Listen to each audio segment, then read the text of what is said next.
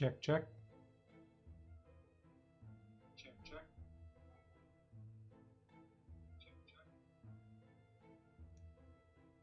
Okay, audio sounds good.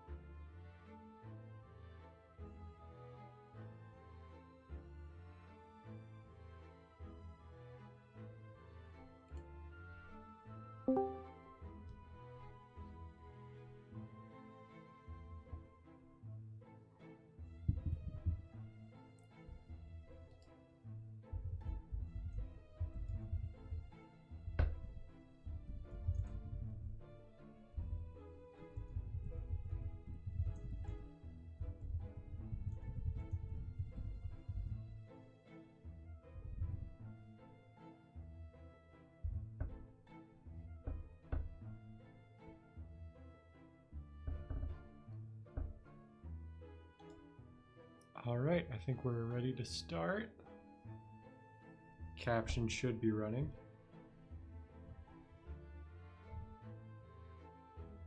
Captions, are they running?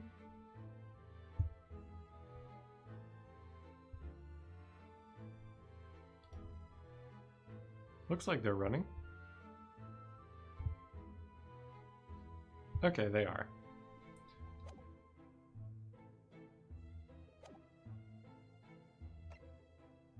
Now, I do not remember what I'm supposed to be doing.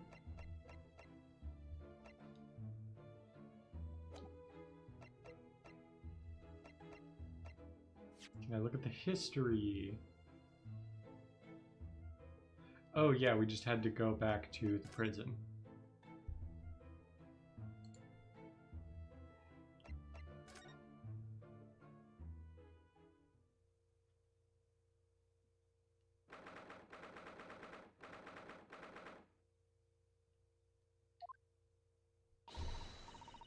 It's time, we must hurry back.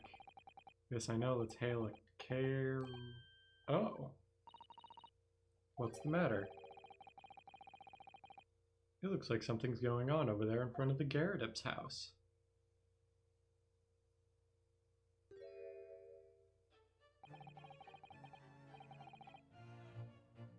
I know thee not, old man, fall to thy prayers.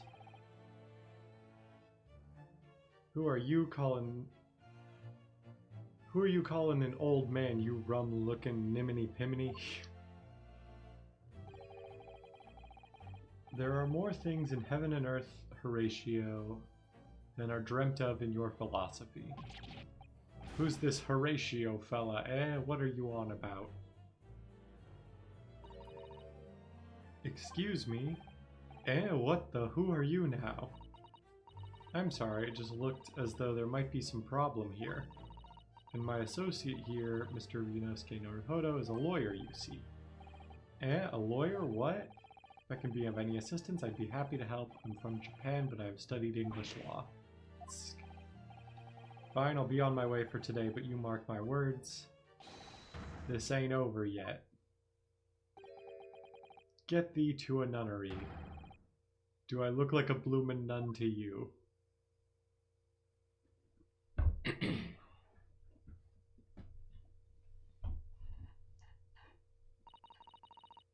I do hope you're not injured. Oh, fair Eastern maiden, thou art so gentle, thank you.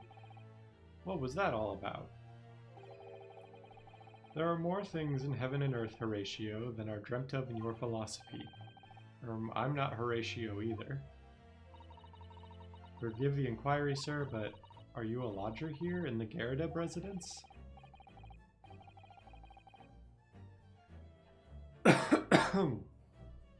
Oh, fair Eastern maiden, thou art so right. Yes, I do dwell in this humble abode.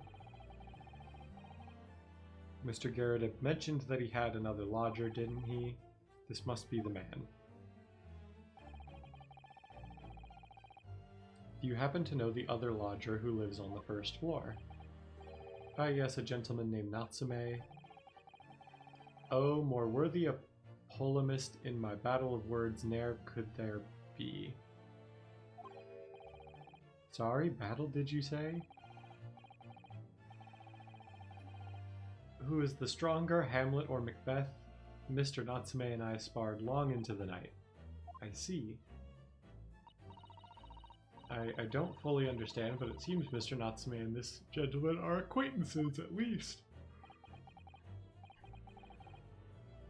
So fair maiden, so good gentleman.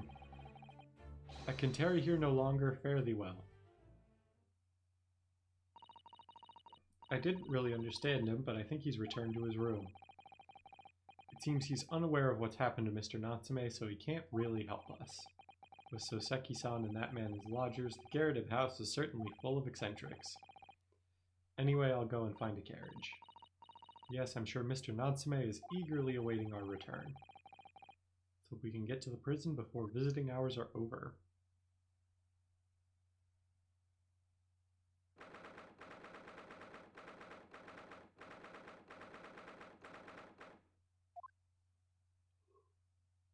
Ooh.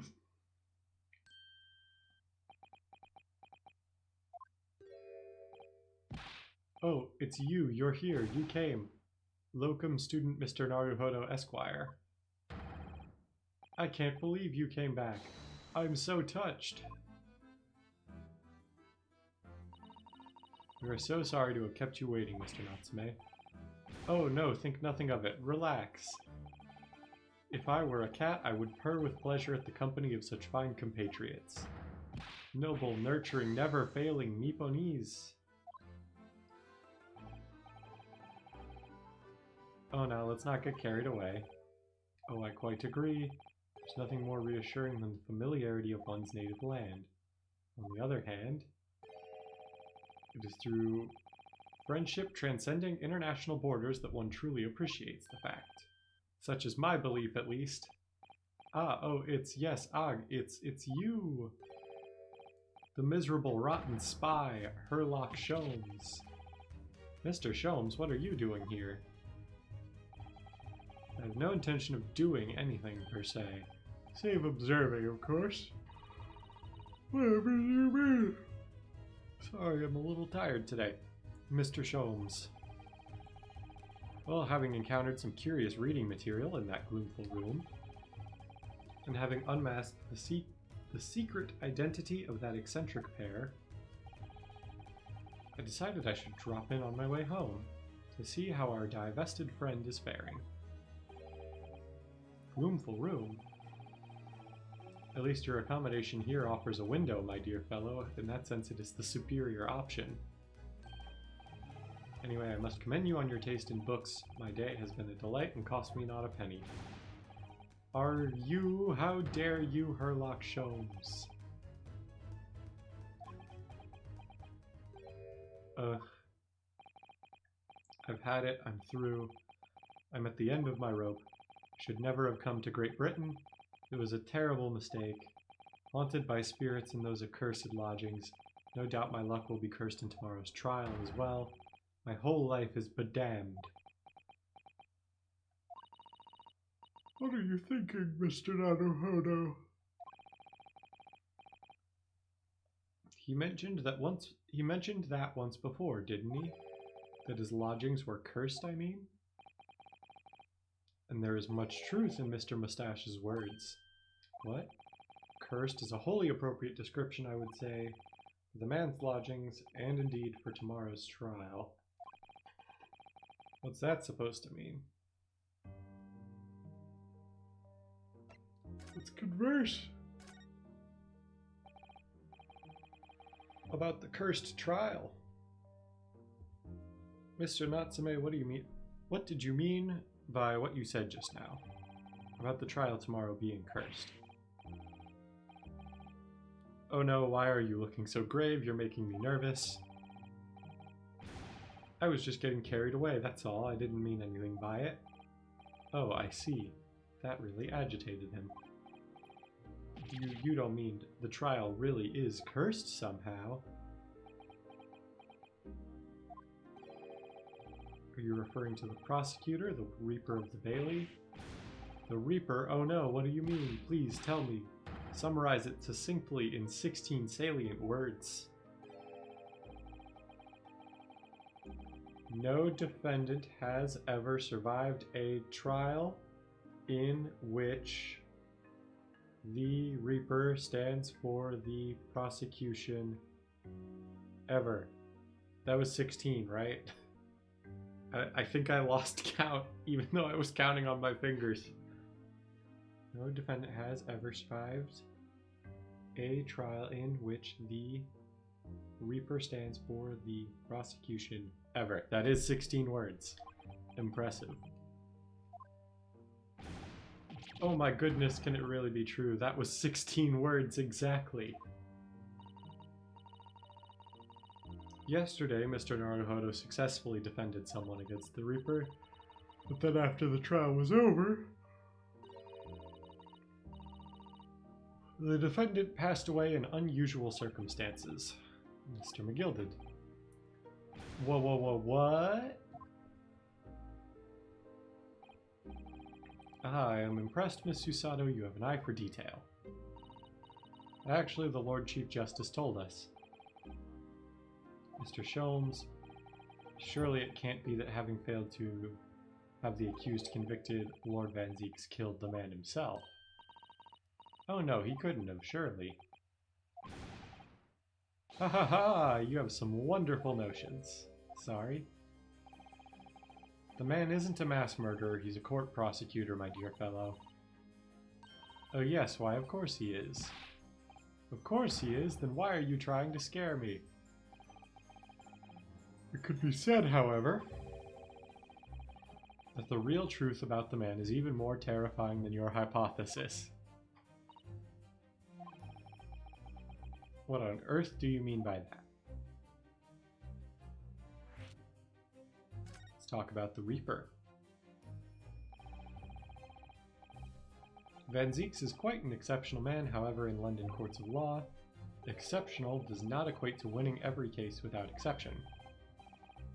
Ah, that's good. Soseki-san looks like he's going to cry tears of joy. As you are no doubt aware, in a British criminal trial there is both a judge and a jury. The judge officiates based on the letter of the law, while the jury offers public opinion and common sense. It is an excellent system whereby the defendant's guilt is considered from several points of view.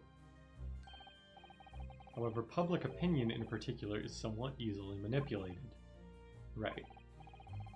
Criminals and corrupt lawyers, for that matter, can use it to their advantage, by any means at their disposal, contriving evidence, calling impostors as witnesses, and so on. By such underhand means, those who would want to are able to sway the jury, which means that even in the light of irrefutable evidence, the prosecution can fail. But it means the wrong verdict can be passed. And sadly is from time to time, my dear madame.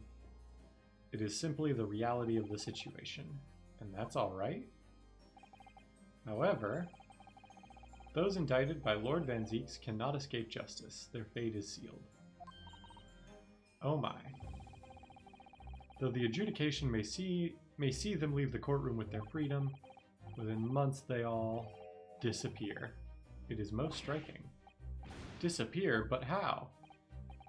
Ah, by all manner of misfortune, sir. Perhaps they are trampled under a passing carriage, perhaps they fall into the Thames and drown. Perhaps they are suddenly overcome by a raging fever, or perhaps attacked by highwaymen. Oh, no, no, no, no. All examples of the reality of events here in London, I'm afraid, Mr. Naruhodo.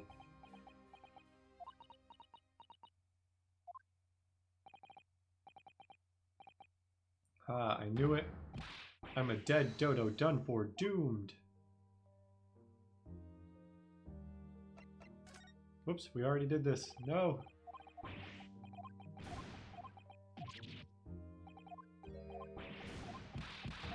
We'll just skip past all of this.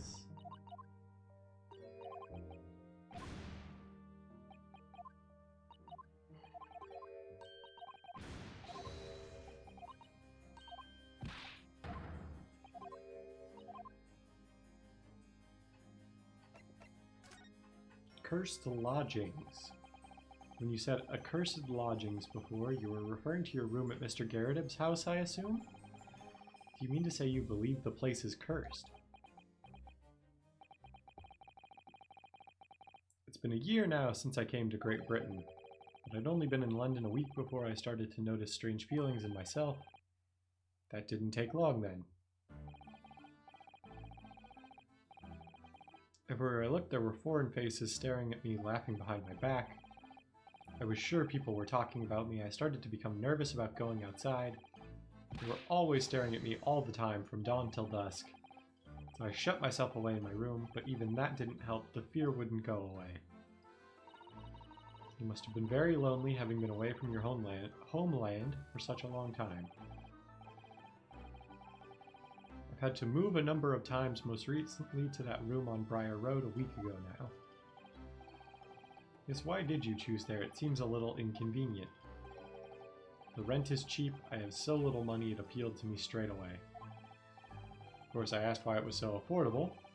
The landlord just simpered and said, "The room is cursed. Oops." Quickly tried to cover his mistake, but it was too late, so I told him, "If you have something to say, then say it, but if not, don't mention it in the first place."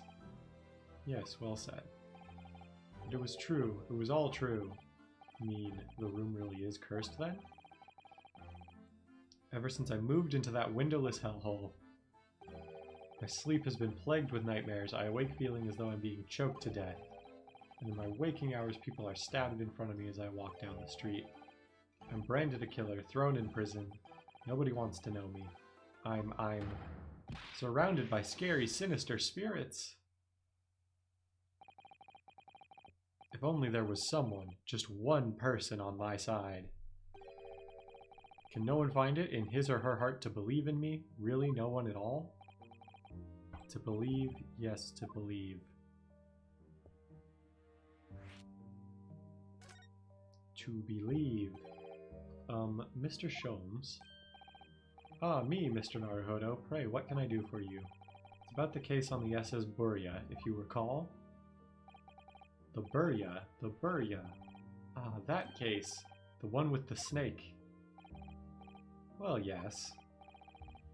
At that time, I was the suspect, but you believed in me and listened to my side of the story, and you helped us to investigate. I did I? Interesting. What I want to know is why. Why did you believe me? I see, yes, you mean...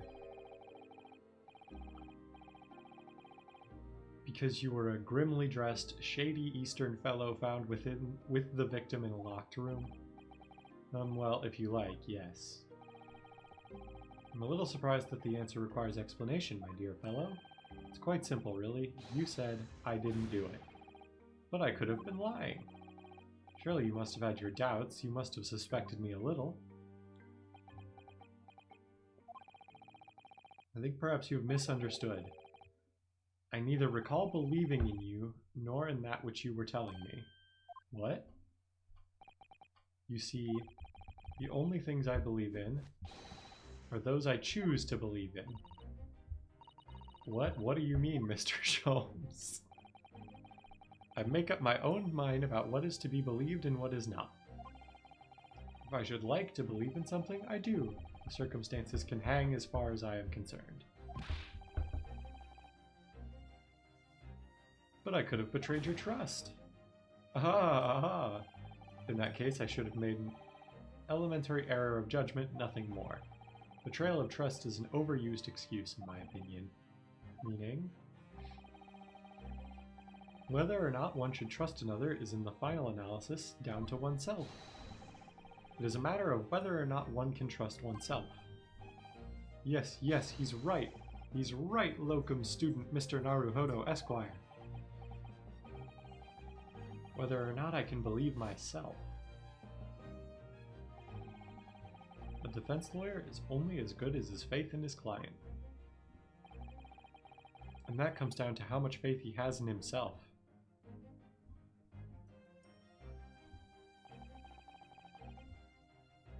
You were so right, Cosma.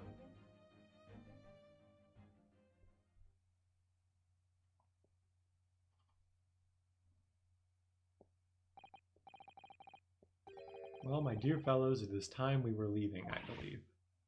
Already, visiting hours are over. The guard will be here shortly to escort us out. There's a restaurant near here that serves excellent trout. Would you care to join me? Oh dear, there's never enough time, is there?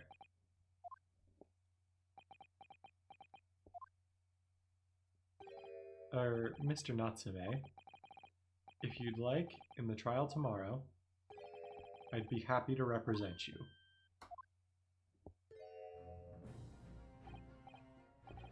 Locum student Mr. Naruhodo Esquire. As I said, I only experienced a British courtroom for the first time yesterday, and although the man I was representing was found not guilty, I lost sight of something crucial. Something crucial? What to believe in, the defendant, justice, or the truth? How to believe, even. But I think I've finally worked it out. I've decided I must believe in myself above all else, to trust my instincts. Yes, Mr. Naruhodo. And my instincts are telling me that you, Mr. Natsume, are innocent of this crime, and it's imperative that we prove that in court. Locum student Mr. Naruhodo Esquire. Will fight for your innocence until the bitter end with every weapon available to me, so I hope you'll permit me to represent you tomorrow.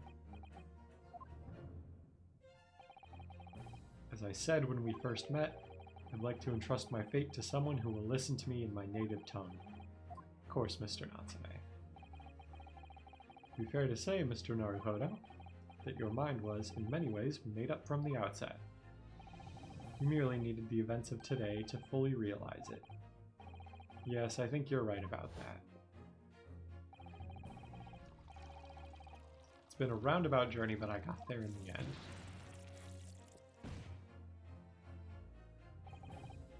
Miss Susato, yes.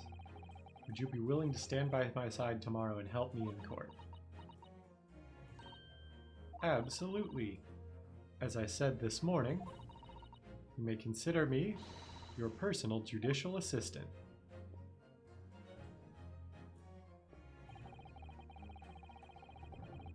The shocking events of yesterday's trial still weigh heavily on my mind, but it's time to stop looking backwards. Kazuma believed in me, and Mr. Shome believes in me now too, so it's time that I learned to believe in myself.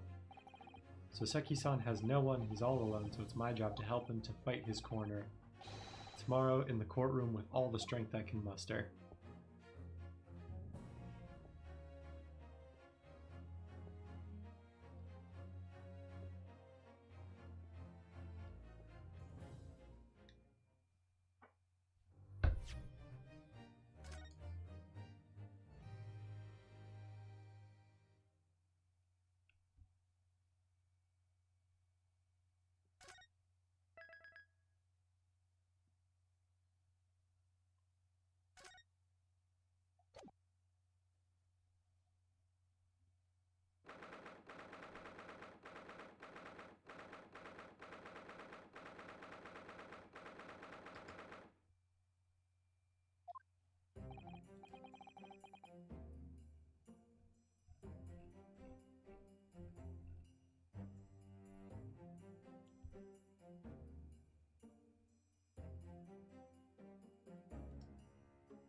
Well, I never expected this.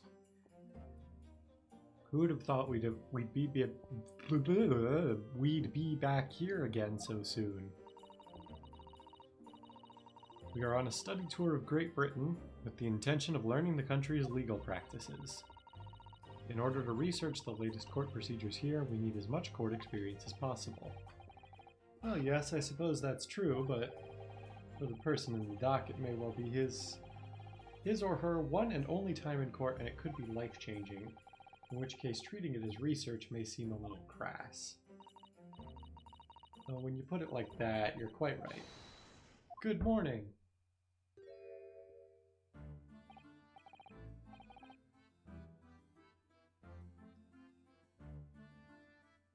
It's all good Fridays. Yeah, I can't believe Atlus is like actually putting a game on Xbox. Mr. Natsume, good morning. And it's like an actual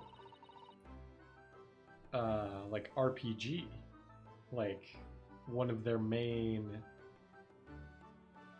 or kind of main titles. It's not like I think Arena was on everything when that came out, but like it's a fighting game. It's got a lot more like cross-platform appeal. I feel like Xbox isn't like known for having great like RPGs and stuff like that, but it's good that they're getting it.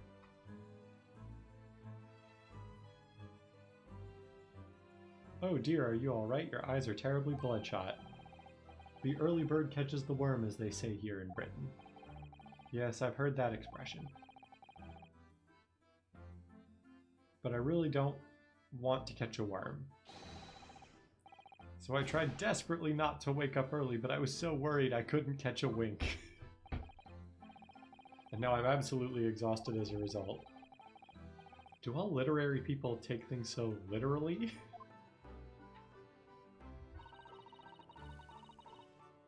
Thank you for putting your faith in us today, Mr. Natsume.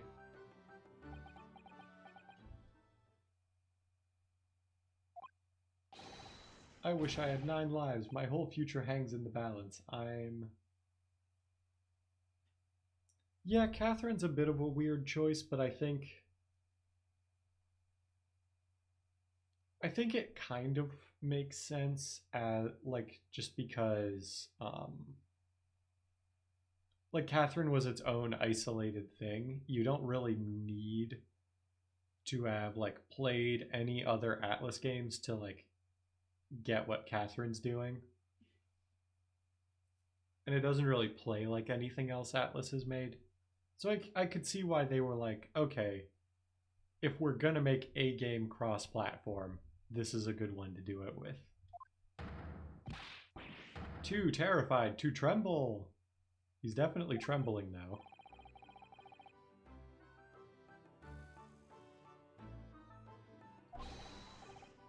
I can't do this, I can't take it. On Xbox 1 day after release. That's like a interesting, like...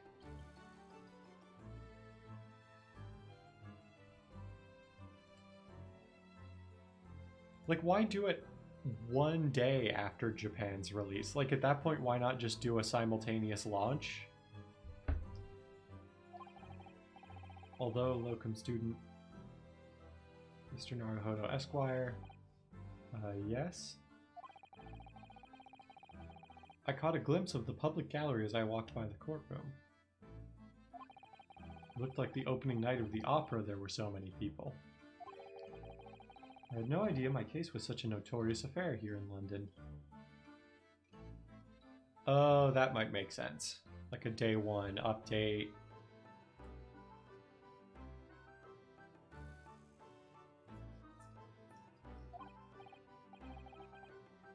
Oh, neither did I.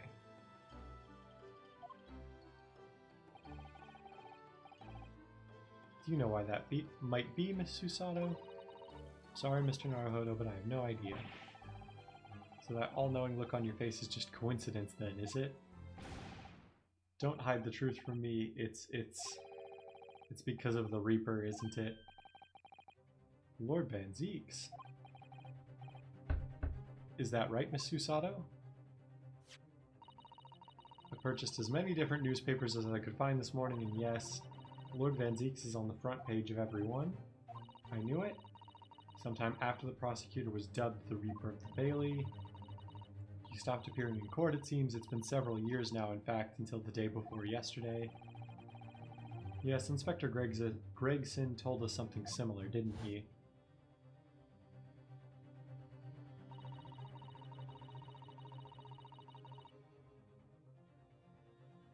Trial 2 days ago marked Lord Van Zeeks' return to the courtroom after a very long hiatus. The trial of Magnus McGilded. Oh, what a harrowing experience that was. Yeah, I guess that makes sense.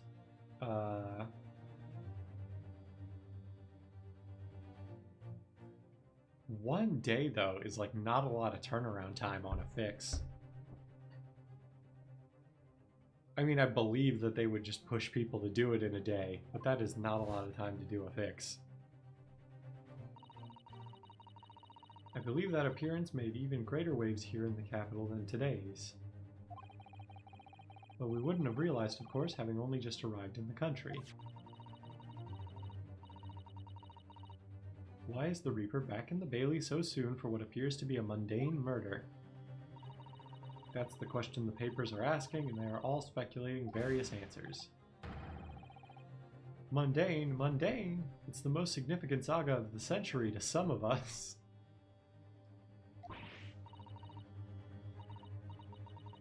Oh yeah, I think I saw someone post the Persona 5 outfits on Reddit. They look cool. Oh dear, I meant no offense, Mr. Natsume, but that is how the papers are describing it. Well, lest we also forget the fact that it could spark an international incident. Obviously, the reappearance of this infamous prosecutor has caught people's attention. But there's another blatant similarity with the trial of 2 days ago. Yes, I agree. Locum student Mr. Naruhodo Esquire, it's you! Me? Well, I suppose that's true. I feel like I'd want to play the first Soul Hackers because I still haven't done that. Just to I know the stories of most Atlas games are not really related, but I feel like playing Soul Hackers 1 would be good for lore, background, stuff like that, and also to just get a feel for the gameplay, see if it's something I like. I mean, I know I like the SMT formula, but all the spin-offs do usually do something different with it. So just to see if it's for me before I spend what I assume will be $60 on a new game. Both times it is you who stands against this legendary prosecutor. It can only mean that you are friends with the Reaper. Please, I don't rub shoulders with Deathbringers. I'm afraid that there's really only one other explanation. It can only be another example, Mr. Naruhodo, of your uncommon bad luck. Thanks for that. Oh, this is just my luck. Why must I be represented by a man with such frail fortune? By the least lucky lawyer alive. Well, let's not forget that it was you, Mr. Natsume, who asked me to represent you. Yes, it's true that I'm just a student new to London with little in way of experience or skills or luck. But I promise you this, I will fight your corner until the bitter end, and I will believe in you, Mr. Natsume. Oh, benevolent locum student, Mr. Naruhodo Esquire. You're not alone here with us, Mr. Natsume. Whatever happens, we will always be on your side. Oh, benevolent non-locum assistant Miss Mikitoba Esquiress. I am in your debt forever. I shall never forget this great kindness for as long as I live. Mr. Natsume, counsel for the defense. The court session is about to begin. Kindly make your way into the courtroom at once. Alright then, Mr. Natsume, it's time. Let's go. Yes!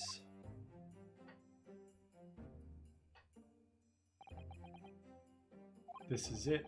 My second appearance in a British courtroom. And my second trial against the Reaper. I hope you're watching over me, Kazuma.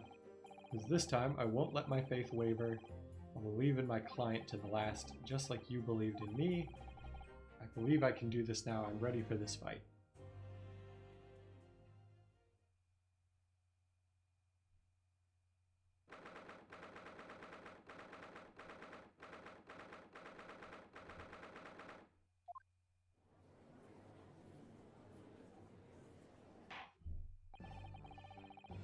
In the name of Her Majesty the Queen, I hereby declare this court to be in session. How about the Queen getting COVID, by the way? That was a thing that happened, right? I now call upon the counsels for the prosecution and defense to declare their willingness to proceed. Prosecution is fully prepared, my lord. The defense is ready, my lord. Like, how does the queen even get COVID? Because isn't she, like, locked up in her royal palace the whole time or whatever? Anyway.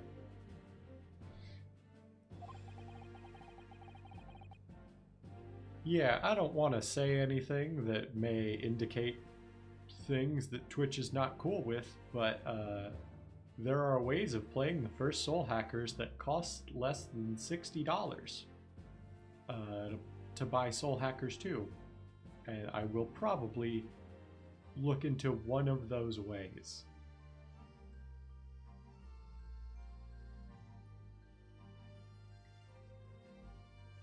The Nipponese are a truly fascinating breed. Sorry, what? I'm gonna try to play Soul Hackers 1 before I play Soul Hackers 2. As far as I know, there would be no other way to get to... especially so soon after launch. I feel like the thing is like emulator projects seem to like start up almost as soon as the console is out, but they don't actually like get anywhere until the console is like discontinued, basically. I mean, even like the PS5 is out, and I think people are still working on like PS3, Xbox 360, like that generation of emulators.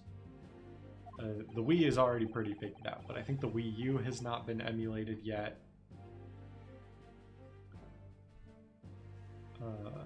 That you are a student who arrived in London, but 2 days ago a mere amateur. Or maybe the Wii U has been emulated and I just don't know about it because the Wii U has no games that aren't on the Switch. Yeah, I think I've actually heard that like the PS3 emulator does work really well. I just can't get it to run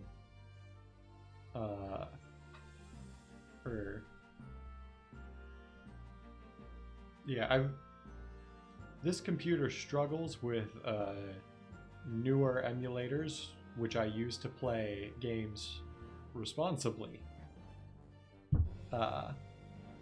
Because this computer is very old and not that powerful. That's probably why it doesn't work so well on mine.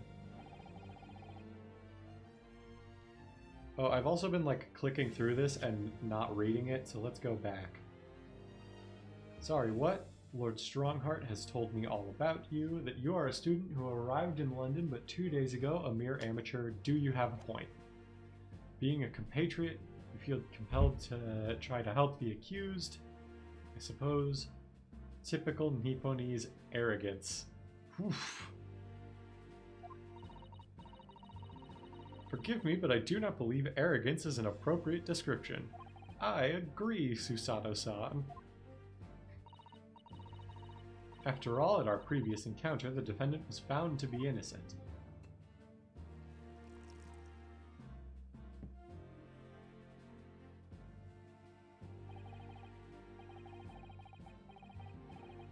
Very true, and a most fascinating, if dark, trial it was too.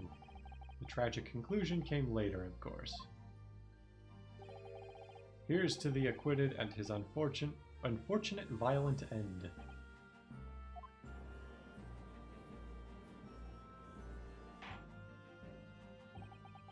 Thank you, counsels. I see both sides are in fine fettle.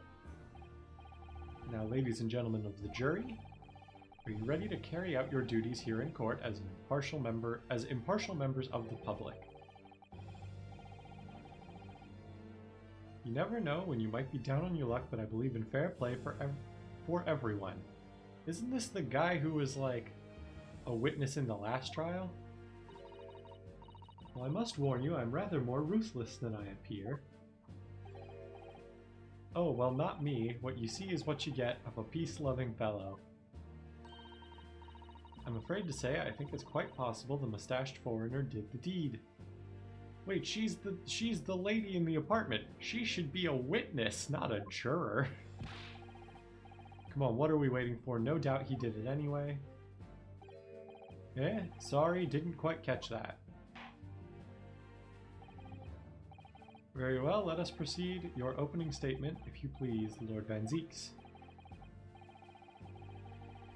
Very recently, Great Britain signed an alliance with a rising power in the Far East.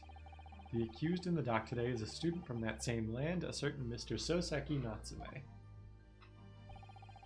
And while our country has extended this foreign student the warmest of welcomes, regrettably the kindness has not been returned. In fact, the student is accused of a most sinister act of plunging a knife into the back of an innocent woman who was doing nothing but walking down the street. A knife crime, I tell you from bitter experience, those are the worst. Bloody oath they are. Just look at that sallow complexion and short stature. He's one of those dreadful Japanese. I mean, they're on point with, like, how racist British people of the time probably are. Or were. Come on, let's get this over with me now, everyone. 1, 2, 3. Sorry, didn't quite catch that. Pray forgive the discourtesy of smashing my hallowed chalice here in this great chamber. Allow me to call the first witness to the stand. Very well. Bailiff, leave the inspector in, please. This is probably going to be Gregson. Your name and occupation, please.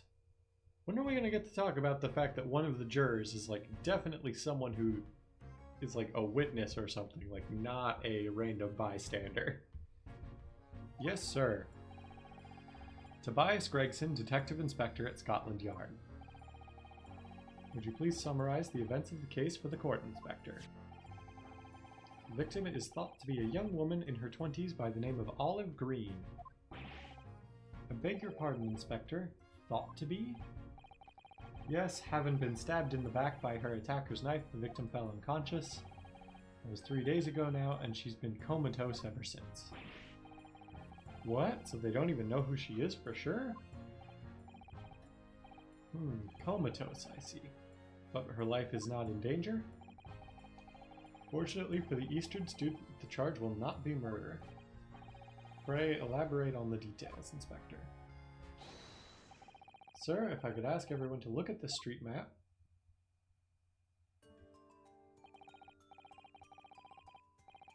As I mentioned, the incident took place 3 days ago at around 5 in the afternoon.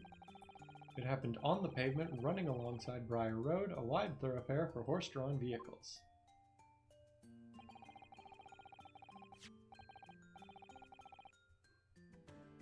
It had not long since stopped snowing as the victim, Miss Green, was walking down the street.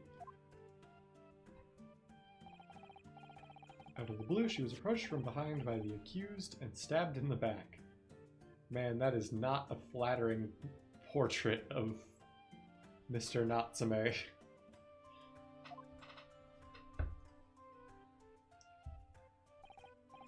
Luckily, the young lady's life was spared and she's currently being treated in one of the city's hospitals.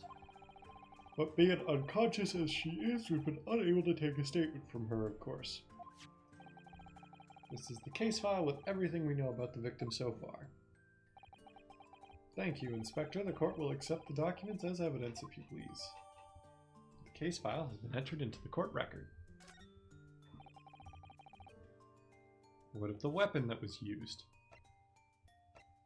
Oh, let me check all of my stuff. So we got the map, we got a book receipt,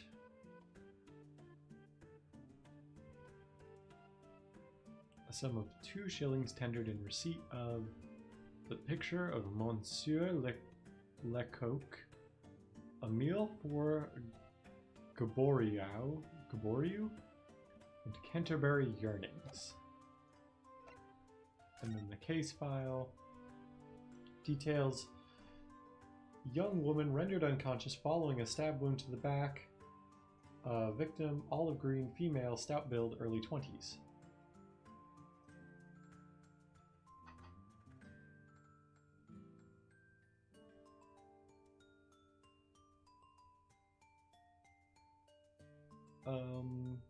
Let's see. For the Persona playthroughs, are you going to play through the spin-offs important to the plot, like Arena? Arena, Ultimax, and Strikers. I was going to say Q1 since Makoto remembers some stuff that happens, but you already did a P3 playthrough. I don't think I'm going to do them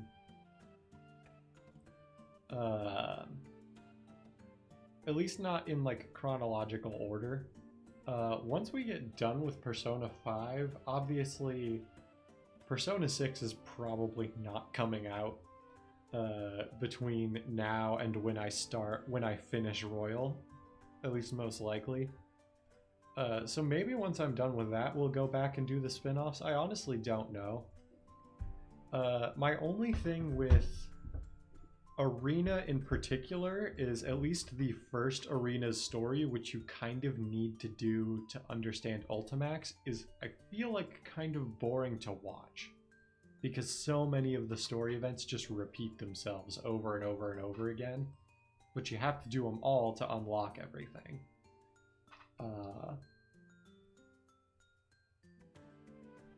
But I would definitely consider playing through the spin-offs. I did like Strikers when I played through that, and I liked the gameplay of Q1, but I did not finish it because I got stuck and didn't know how to proceed. And then I put it down for a while, and then I just never got back to it. Let's see. Pavement of Briar Road, East Side, reporting officer Rolly Beat. The victim remains unconscious. Her name was gleaned from her personal effects. Other details are unknown.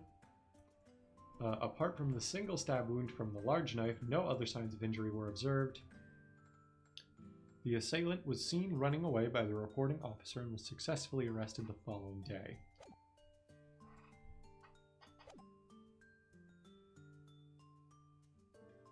What of the weapon that was used? Sir, I have that here. It was removed from the victim's back. Ouch, that big thing is starting to make me scared to walk down the street now. With a heavy blade like that, almost anyone would have been able to stab the poor woman. Even the scragged-looking Soseki-san, I suppose. A common or garden jackknife, I would say. Rather nondescript. Thank you, Inspector. The court accepts the blade as evidence. We should also check this thing out. Now then, what do we know of the motive? Money or valuables, I presume.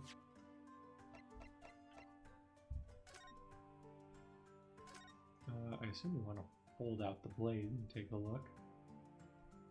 There's no blood on this thing. Can't find anything out of place. Oh, that's just...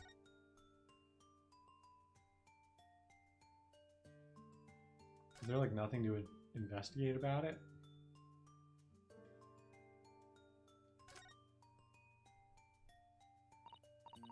Oh, look here, Mr. Naruhodo, just at the tip. A small piece of the blade appears to be missing. You're right, well spotted, Miss Susato. I wonder what could have happened to it. Yes, you don't think it could still be lodged in the victim, do you? Oh dear, I do hope not. It sounds terribly painful.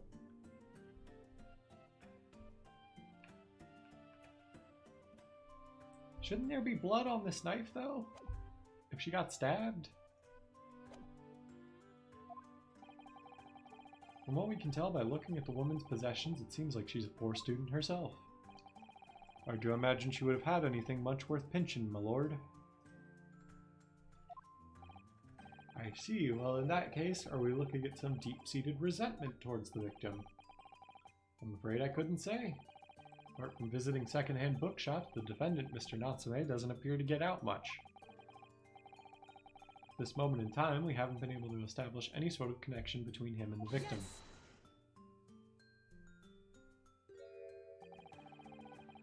If theft and grievance have been ruled out as the motive, what reason could Mr. Natsume possibly have had for stabbing the young woman? Yet you arrested the man in spite of that, in a totally unjustified and heavy-handed way.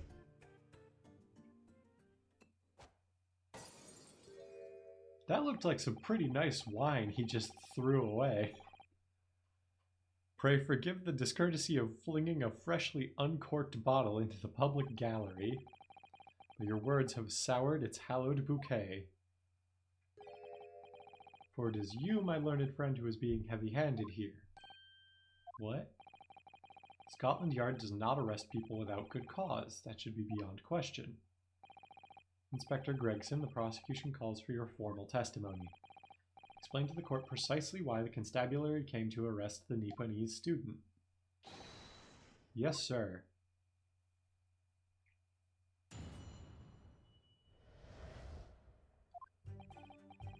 As I said, it was 5 o'clock in the afternoon when the incident occurred, and there was an unusually light fog.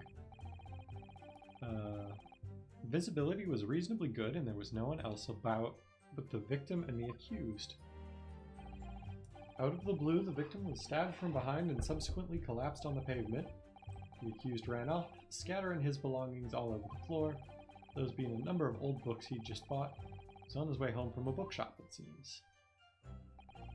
It's just a matter of working out who the books belonged to, and we found the bloke to arrest him. I assume here we're going to get the actual books as evidence or something like that? Old books, you say? Yes, my lord, I have a photograph of the scene of the crime taken immediately after the incident.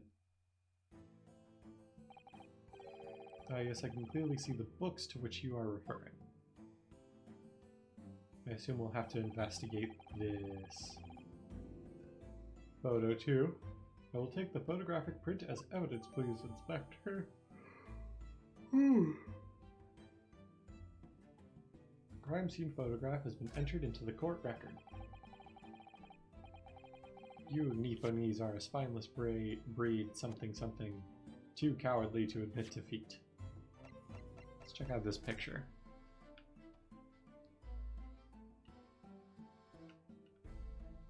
Okay, so we can't read the title of the books in the picture.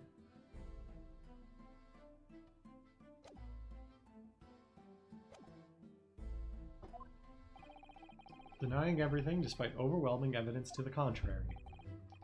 Well, forgive me, Lord Van Zieks, but the defendant is not denying everything, as you put it. What are you doing, Miss Susato? Do go on. Mr. Natsume has admitted to playing some part in the incident. Isn't that right, Mr. Naruhodo? Well, now that you mention it, when we visited him in prison yesterday, he did tell us what had all happened.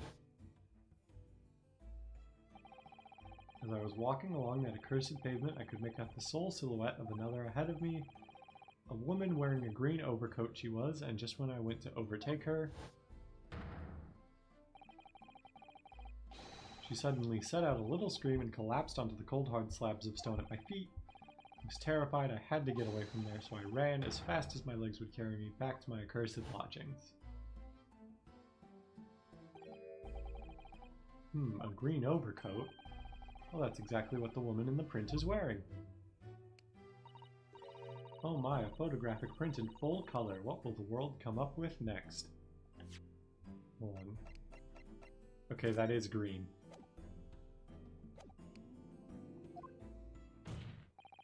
The defendant has done nothing more than admit he fled the scene of a terrifying incident. That does not mean he's guilty of the heinous crime of stabbing the woman in the back. There was nobody else there at the time, just the two of them, the victim and the accused. In other words, there is nobody else who could possibly have stabbed the woman. A fact that the accused concedes.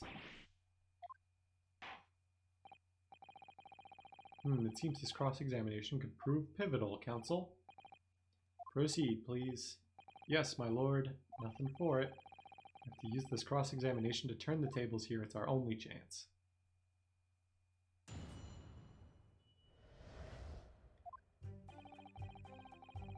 "5 o'clock in the afternoon, and there was an unusually light fog. Visibility was reasonably good, and there was no one else about but the victim and the accused. Out of the blue, the victim was stabbed from behind." I think we are cool with all of that. Hold it! Mr. Natsume's belongings. I think you'll find it's all there in the photographic print of the crime scene. Yes, the 3 books on the floor. That's right, my lord. Second-hand books. They were irreparably damaged after falling in the snow, of course. The accused could easily have carried all 3 books in one hand. which means his other hand would have been free to wield a knife, for example. Very clever, isn't he? He's made it extremely hard for you to assert that Mr. Natsume had his hand full with his books. He's managed to close the one avenue of escape we might have had before we even knew it was there. You mean to say that the defendant was holding his belongings as he thrust the knife into the woman's back? That must be what happened, my lord, yes.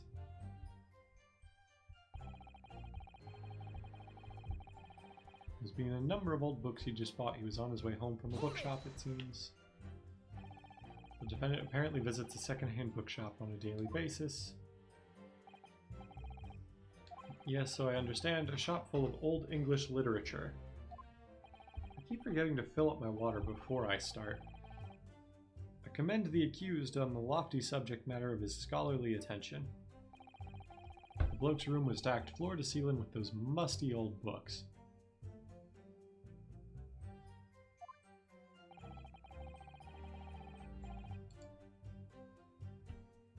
Can you tell us more about the bookshop in question, please, Inspector?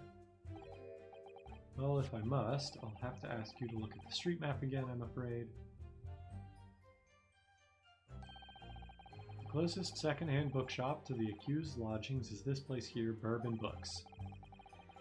A little place on the corner of Briar Road and Meerschaum Street. As it happens, the accused is currently living in lodgings on the other side of Briar Road at the opposite end. Is the receipt we have from Bourbon Books? It's from your books. Which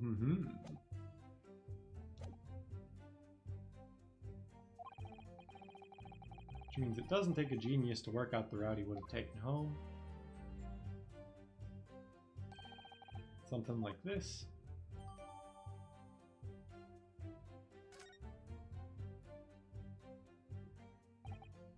Yes, I concur with your conclusion, Inspector. The defendant would certainly have passed the scene of the crime on his way home from that particular shop. Mr. Naruhodo, I think what the Inspector just told us could turn out to be of vital importance. Yes, I agree. The most important point the Inspector just made being the bookshop's name. Inspector Gregson, may I ask you a favor? What? Would you kindly add the name of the bookshop to your formal testimony, please? I believe it may be of vital importance. Maybe. Oh, well, you know, I mean, yes, it could be a very important clue. Very well, not that I can see it being of any great significance. Please revise your testimony accordingly, Inspector. Yes, sir, my lord, whatever you say. Could this man be any more sardonic? On his way home from Bourbon Books, a second-hand bookshop he apparently patronizes. But his receipt is from your books. If I could just stop you there, Inspector Gregson. What is it, Sunshine? I'm a busy man, you know. This is a receipt that we found in Mr. Natsume's room. It was issued on the day of the incident and details the purchase of 3 second-hand books. And you found that in the accused's room, did you? Yes, the point is not where the receipt was found, but the name of the shop printed on it. Go on. This receipt was issued from a bookshop called Your Books. Your Books? Y-O-R-E, I presume? Yes, my lord, so Mr. Natsume did indeed purchase a number of books at a second-hand bookshop that day. However, the bookshop in question was not Bourbon Books. What? Inspector, do you know of this other bookshop? Yes, sir. Your Books is another second-hand bookshop not far from Bourbon Books. It's just that, well, it's such a small place, I didn't think the accused would have known about it. But in fact, that is the bookshop which the defendant visited on the day in question. And this receipt proves it. Yes, for what difference it makes. Wherever the man purchased his musty tomes, it makes no difference in the final analysis. I disagree. I mean, after all, I have the street map here, if that might be of help. Oh, yes. Have a look at this, please. If the defendant had been returning from Bourbon Books, then yes, he would almost certainly have passed the place where Mr. Green was attacked. Or Mrs. Green was attacked. However, we take into account the fact that he was actually at another bookshop, Your Books, it may very well turn out he wouldn't have passed that location at all. Could that be true? My, it rather depends on where this other bookshop is, but I do declare it may be a possibility. Is that right, Mr. Lawyer, sir, what you just said? Absolutely, it absolutely could be right. Inspector Gregson, where is this Your Books establishment? Well, obviously we looked into that. It turns out that Your Books is just here on the next corner of Meerschaum Street going east. The local map's information has been updated in the court record. And there you have it, as you can clearly see now. Uh-oh.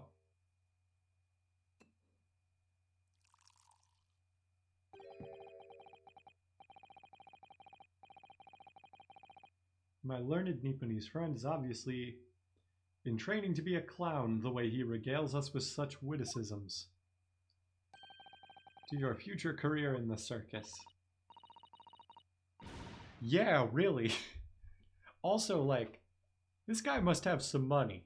Like, those are some pretty, like, opulent-looking wine glasses and bottles, and he has already trashed one glass and one whole bottle of the stuff. Guri, you put that glass down now, or I'll put it down for you. I didn't think I needed to spell it out, but here we go. If the accused was coming home from Your Books instead of Bourbon Books, there's no doubt he still would have passed the place where the victim was stabbed. I mean, he could have gone down Calabash Road. Yes, thank you, Inspector. Allow me to reiterate for my learned, if somewhat slow, Nipponese friend. Like, there we go! He just tore up another glass! Wherever the man purchased his musty tome, it makes no difference in the final analysis. Also, like, shouldn't his hand be bleeding? I mean, I guess he's wearing gloves, but, like, how sturdy are those gloves? That's like broken glass. Ugh. As I suspected, you can't fool me, and I don't suggest you try. What did I say, eh? I've had enough of this now. Beg your pardon, terribly sorry, but would you mind repeating that? Mr. Naruhodo, we mustn't give up. What do you mean? The prosecution's assertion is correct. The members of the jury may very well decide that Mr. Natsume is guilty. She's absolutely right. You must think we must consider the assertion just put forward by the prosecution very, very carefully. The claims Soseki-san must have passed the location of the incident on his way home from Your Books, but, I mean, we have to raise an objection, right? The assertion just made by the prosecution is fundamentally flawed. Explain yourself, counsel. Yes, my lord. You can see what I mean on this map. In returning from Your Books to his lodgings, Mr. Natsume could have followed the route suggested by the prosecution. However, that isn't the only conceivable route to take between the two places. If the defendant used these streets, look what happens. He arrives back at his lodgings without passing the location where the victim was attacked. Talking back to a clown is a fool's errand, of course. However, I feel compelled to point out that that route is what is most commonly referred to as the long way round.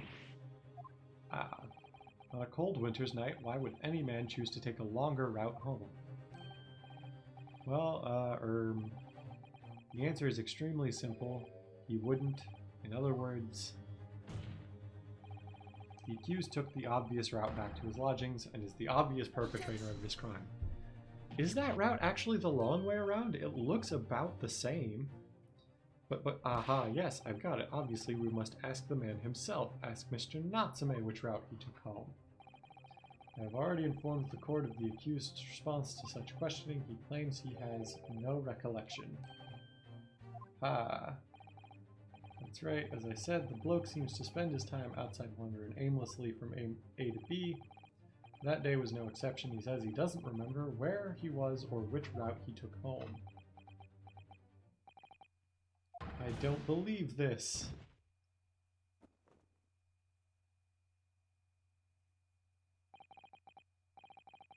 I thank you, my learned friend, and suggest that we do not waste any more of the court's time by wandering aimlessly around this subject. Pray, what say you, insightful jurors? But even if that is the case, the defense still...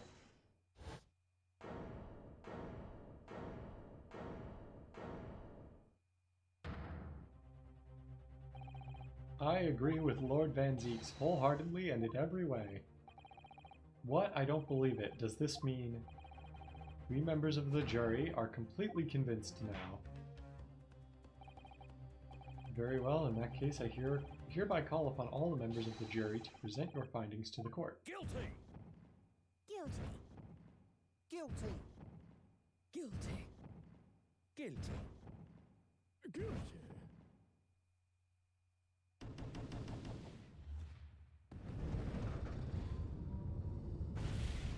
So I assume we're going to do that thing we did in the other trial, where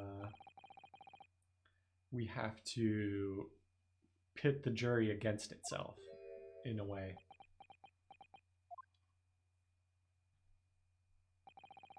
To the insightful members of the jury, I applaud your brave resolve. You serve Queen and country admirably. Mr. Naruhodo, let's call for that thing again.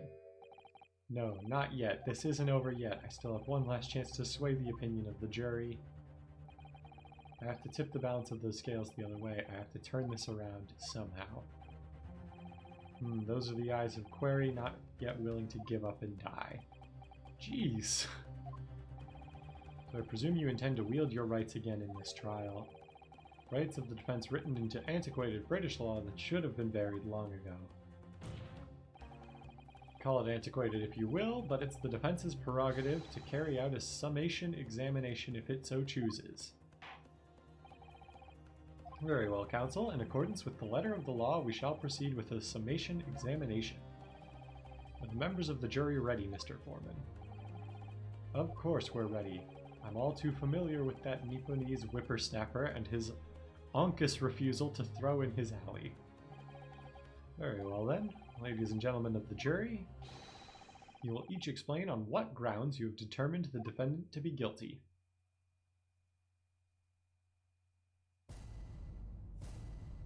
Judicial findings. The jurors' contentions. For pity's sake, that little Nipponese oddity already admitted it himself, didn't he? If he said that a woman in green collapsed before his eyes, why it can only have been the victim. The man wouldn't have gone around the houses on his way back from the bookshop, not in winter. So the poor woman was attacked from behind, was she? How dreadful. I really don't care. Can't we just wrap this up now? I've got work to be doing. Your books, yes. Nice shot, that. But bourbon books? No, not worth a visit. How do we pit these guys against each other? They don't have as many, like, obvious conflicts as the first time we did this.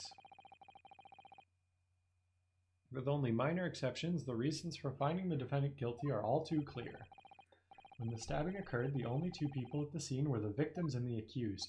I mean, can we yell at person 5 for just saying he's bored and wants to get out of there? Like, the accused himself has admitted to seeing the victim in her green overcoat sink to the ground before his eyes. Furthermore, we have heard from the inspector that the defendant then fled the scene. I must say I would have ample grounds to convict this man already. Oh dear, even the judge appears convinced of Mr. Natsume's guilt. Why did he have to run away like that, and how are we supposed to believe some phantom attacker nobody could see?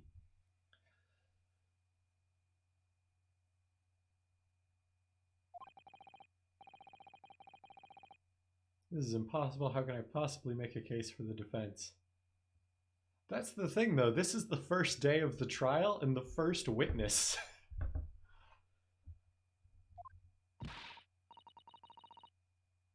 Like, I have a short attention span. I get it.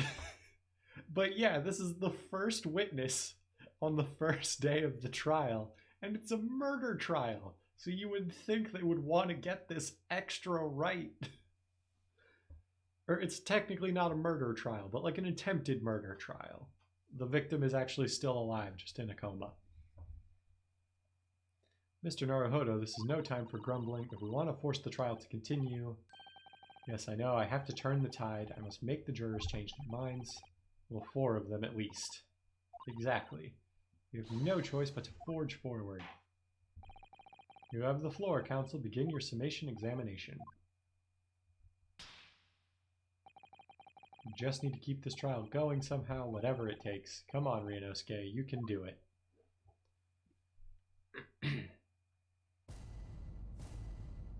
Jury examination. The defense's rebuttal.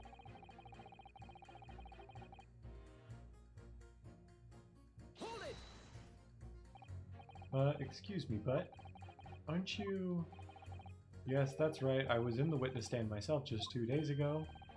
Yes, I had a feeling I knew your face, or the side of it anyway. If I remember correctly, you're a banker, aren't you? That's right. After the gold rush down under, I came back to London to work.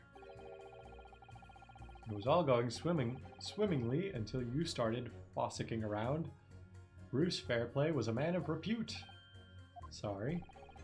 Don't think I've forgotten how you treated me the other day. You had me and the young hatter pegged as criminals. Oh, well, you know, water under the bridge. Now there's all sorts of rumors buzzing around and the police have been badgering me non-stop. If I could turn back the clock. Well, anyway, I don't know about the hatter, but at least I'm in the clear now. I'm free to make up my own mind about who's guilty and who isn't. Ah, thank goodness. Alright, maybe I might struggle to change this man's mind, given our awkward history. Oh dear, I wonder what's become of Mr. First now.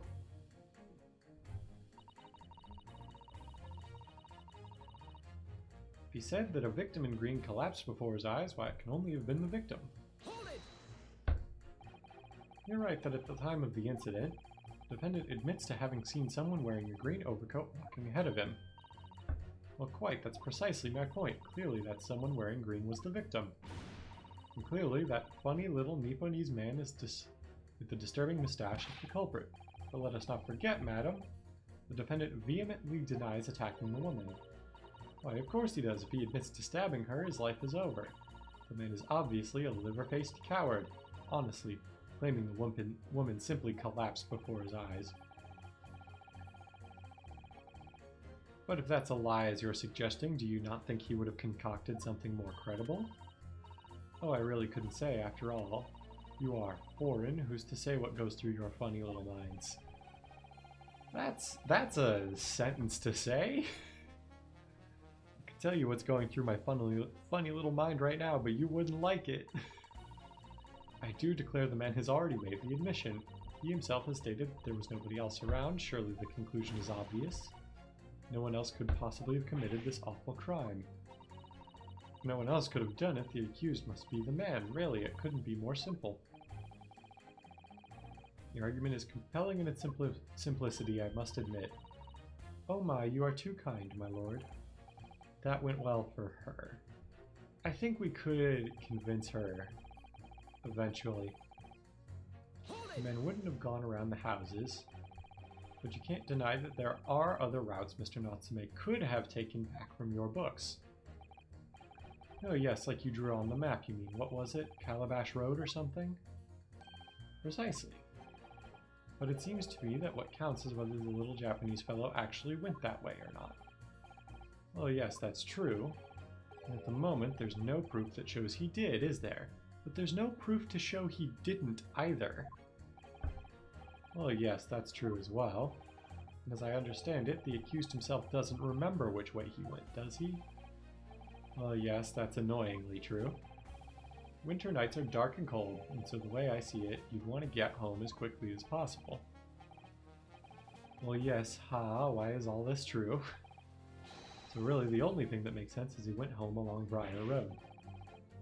Arg, I'm supposed to be convincing you here. I've given it a lot of thought, you know, I didn't just make up my mind on a whim that he did it. I mean, if there was some logical reason why he might have gone the Calabash Roadway, it'd be different. I'd be happy to reconsider my position in that case, honest I would. A reason why Soseki-san might have taken the longer way home. Yes, a good reason. I don't imagine you'd be able to sway this young man's opinion without one. The poor woman was attacked from behind, was she? How dreadful.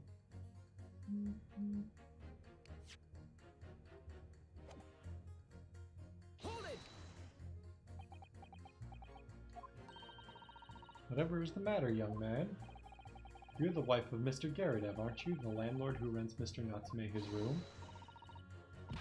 The master's wife? Where do you get your ideas, sir? I'm the maid, you understand? She's keeping up that charade? This is gonna be awkward. Why didn't you mention this yesterday? That you'd been selected for the jury in this trial, I mean.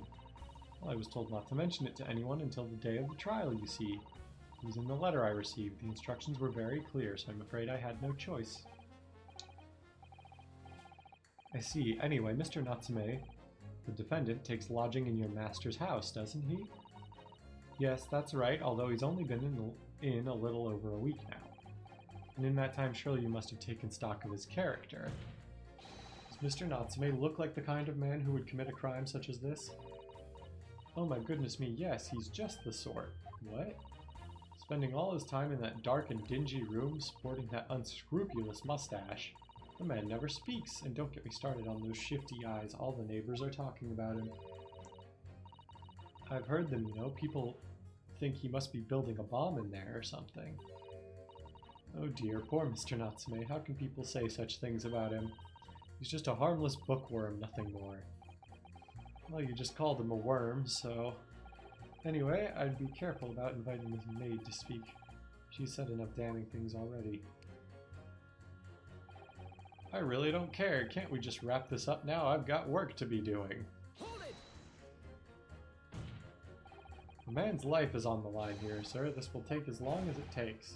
Don't get clever with me now, son. My life's on the line too, and so is my family's. Ah, the likes of you wouldn't understand, but a laborer like me can't afford to take time off. If I don't work, I don't eat, and neither do the wife and kids. Oh, I see. That must be very hard.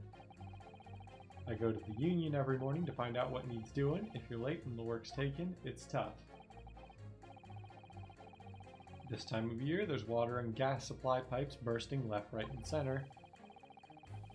They're after cheap labor to get the roads dug up to fix it. It's a hard slog from dawn till dusk it is.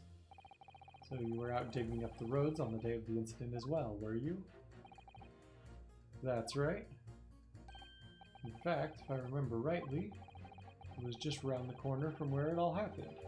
By that old bookshop it was. What? Another coincidence. That's right. Meerschaum Street it was. Meerschaum Street. On the map, Mr. Naruhodo, there are only 3 named streets. Juror number 5, I need you to add that information to your formal statement, please. What's the point in that? Can't we just get this business over with now? Please, sir, it's important. It's fine, I'll do it then. On the day it happened, I was digging up Meerschaum Street from dawn till dusk. Your books, yes, nice shop that, but bourbon books, not worth a visit. Hold it! Sorry, hold it, you say? Hold what? No, what I said was, hold it. What I wanted to ask was, do you visit your books often? I like the old books they have in there, yes. I enjoy reading them over a nice cup of old tea. That's my daily routine, you see, same thing every day, including the day you're all talking about. And at what time did you visit your books on the day in question? Well, I was picking up books in there all afternoon, and it would have been just before 5 that I left. That's my daily routine, you see, same thing every day, including the day you're all talking about. Now hear me out.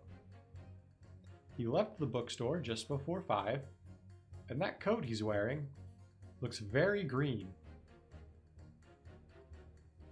I am just saying, there is a possibility that this would be the person that he saw.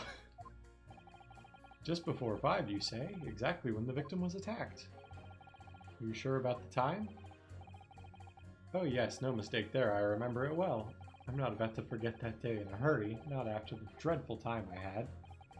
What do you mean? Well, I was walking down Calabash Road when I slipped on ice and donked my head. It's always worse after the snow stopped falling, that's when it's most slippery. Knocked myself clean out, I did. I really thought my number was up. Wait a minute, let me get this straight. This happened on Calabash Road? That's right, I live in Cornpike, you see. Getting down Calabash Road is the quickest way for me to get back from your books. Juror number 6, I must insist that you add that information to your formal statement. It may very well be extremely significant. Sorry, extremely sick? No, I'm quite alright now. It sends a shiver down my spine to hear the members of the jury so convinced of Mr. Natsume's guilt. I can't help feeling that some of their opinions are rather subjective. I agree, it's the irrelevance of what some of them are saying that sends a shiver down my spine. Still, at least some of their assertions don't actually incriminate Mr. Natsume of anything. That's something. We must use that to our advantage, Mr. Naruhodo, cunningly. Yes, you're right. Listen to the jurors again carefully, and if any of their assertions are at odds, I'll pit them mercilessly against each other. Yes, don't hold back, pit them all against each other. So...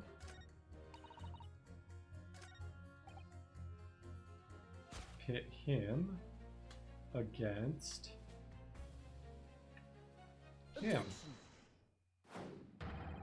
Those two statements are clearly at odds with one another. At odds, counsel? Explain yourself. Please, don't point. It wasn't me, I swear. What? I just want to get this done and dusted. Well, juror number 3. Oh, me, sir? What do you mean? Juror number 5's words just now are extremely significant. But take a moment to consider the implications of what's been said on our map of the local area. On the day in question, Mr. Natsume visited this bookshop to purchase a number of second-hand books. And on the same day, we now know that there was works being carried out on Meerschaum Street, making it impassable, which means the defendant's route home could not have taken him along Meerschaum Street and down Briar Road. Oh yes, of course. What do you think of that, sir? Well, yes, you can't argue with that, really, can you? We must have had a good 2 yards or more of the pavement up. Every gentleman and gentlewoman that came along had to turn back and go the other way.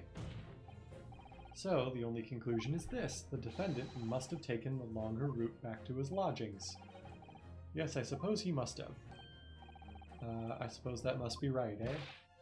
Juror number 3, you said the following. The man wouldn't have gone around the houses on his way back from the bookshop, but we see now that he had no choice. Yes! My lord, Mr. Judge, sir, if I may. Yes, I don't think in all good conscience that I can say the man's guilty now. Yes, I'd like to see this trial continue so that we can get to the bottom of what really happened.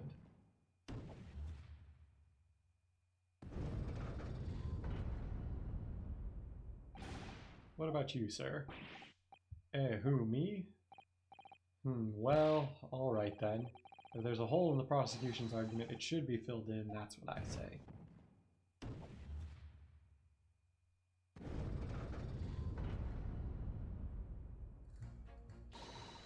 Oh, well done, Mr. Naruhodo, that was wonderful!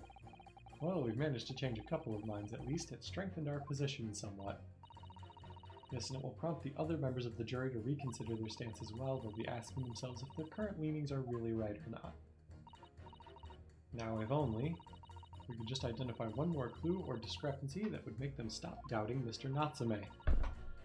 We might be able to tip the balance completely. Yes, that's exactly what we've got to do. Van Zieks is looking to bring this trial to an early conclusion. That's what we have to prevent by whatever means we have at our disposal. Thank you, counsel. On with the summation examination, please. Yes, my lord. So the next one...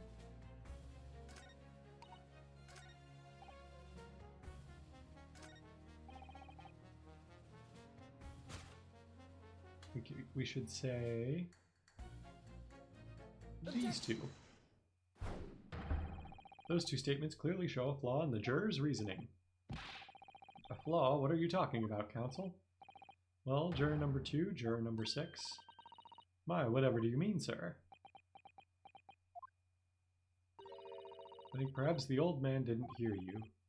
Unbelievable, it's not like I was loud or anything.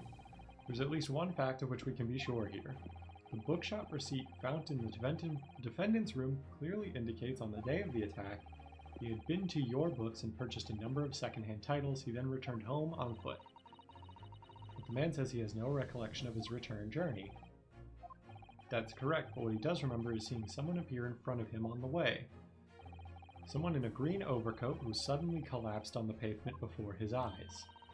Yes, we are well aware of this, the poor young woman who was stabbed, obviously. Can we really be sure of that, madam? My, whatever do you mean? I'm sure you heard juror number 6's account of what happened to him that day. That same afternoon, there was somebody else apart from the victim who was wearing a green overcoat and who fell over on the icy streets in the neighborhood. Oh my. My goodness, you mean. That's right, I'm referring, of course, to hard of hearing juror number 6. Are you really suggesting that the person in the green overcoat whom the defendant saw collapse in front of his eyes was the jolly old gentleman on the end of the bench here with me today? That is entirely possible, yes. After all, the old man has a somewhat similar build to the victim. Well, look at that. My goodness me. Sorry, you need a pee? And crucially, we know precisely where the old man in the green overcoat fell. On Calabash Road.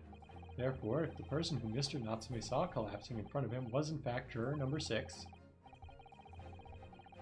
it means the defendant must have taken the long route back to his lodgings, and if that's true, then clearly the crime scene on Briar Road where the woman was stabbed was not on his way home.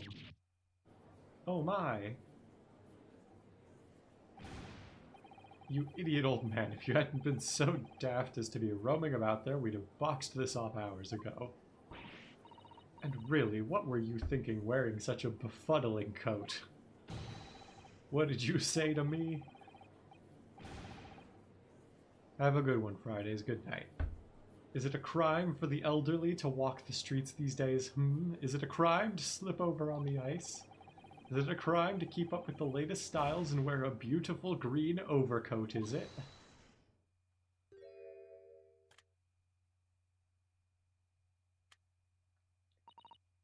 My lord, I do hope it won't cause any inconvenience, but you'd like to change your leaning, I presume?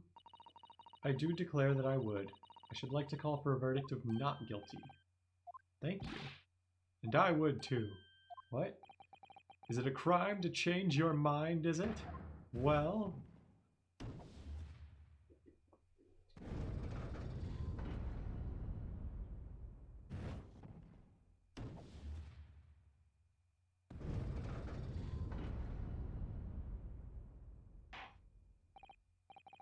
Well, that summation examination has concluded with a rather large shift in opinion. The ayes 2, the noes 4, so the noes have it. Not guilty, they say. Which means we no longer have a consensus among members of the jury.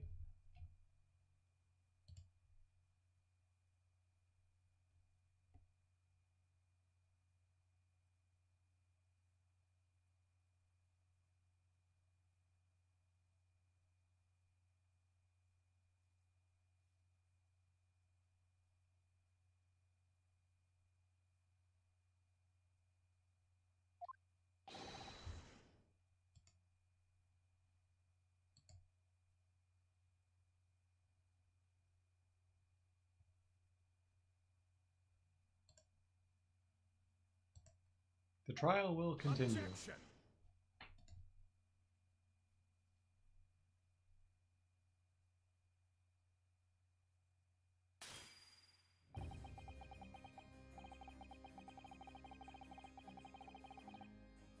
Could it seem churlish of me to drink from my hallowed chalice moments after raising an objection?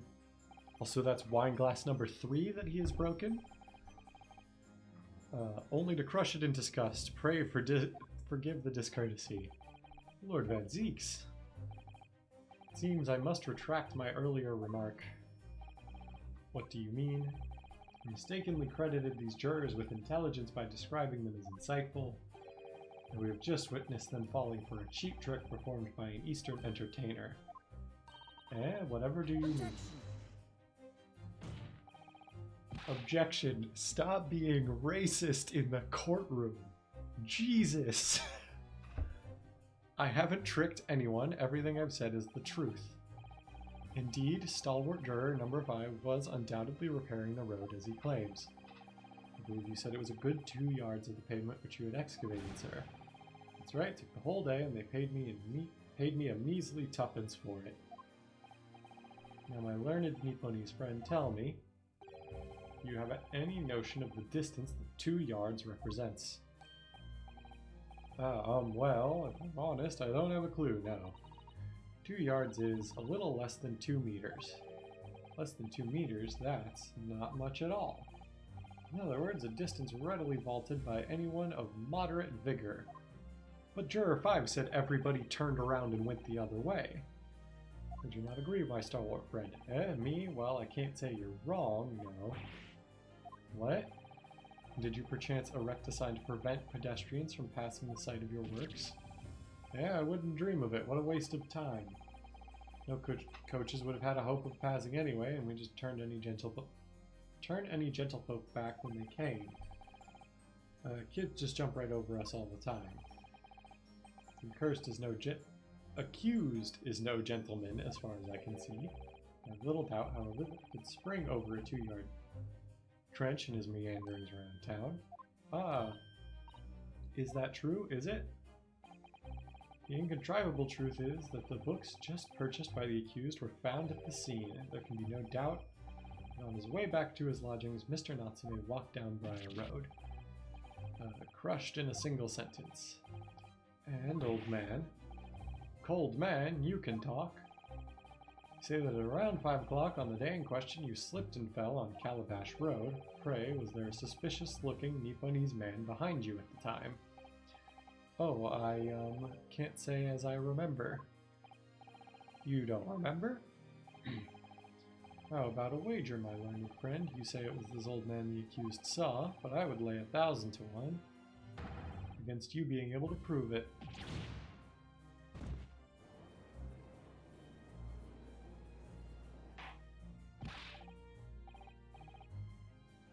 Order, order, Lord Van Zieks, explain yourself. My lord? If you had such a trenchant argument up your sleeve, why in the world did you not proffer it during the summation examination? I wanted to give this young foreign student the sightseeing experience he no doubt came for. I wanted him to see for himself how the opinion of the jury is so readily swayed. But my hospitality has its limits and they have been reached, I feel.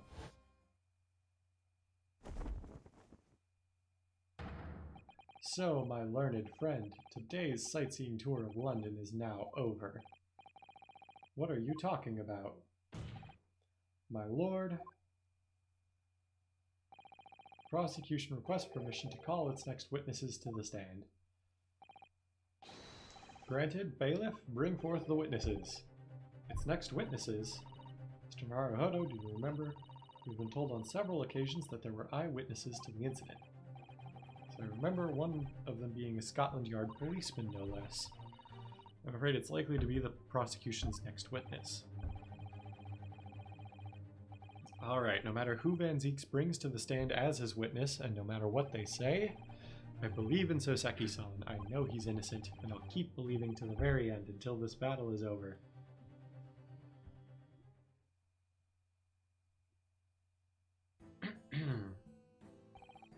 Witnesses, please state your names and occupations for the court.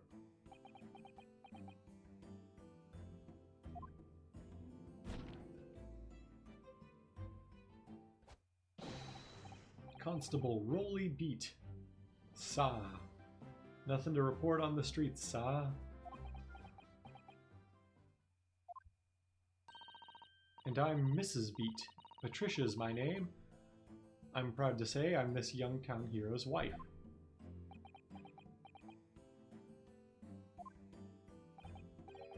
What's the story here? Well, in truth, we've not been married long. In fact, we celebrated our first anniversary only the other day. No, it was your husband I was asking about. He seems tired. Hardly surprising. Whilst being an honorable occupation, patrolling the beat is the most demanding work in the world. Oh really? I'm sure I've heard that before, actually. Indeed, apart from the rare days off, our gallant officers trudge some 20 miles a day, you know? They patrol boarding houses and pubs, collect taxes, survey the streets, check the meters are reading true. And they're responsible for keeping the streets clean and lighting and extinguishing our street lights. There are a number of items on that list that don't sound much like policing duties at all. I wouldn't just be falling asleep on my feet, I'd have collapsed long ago. But it goes without saying that a policeman's primary duty is the apprehension of criminals. Even when he's off duty, a constable is expected to be to investigate and resolve any crimes on his beat. For the London Bobby is a man of honor. And a man of slumber.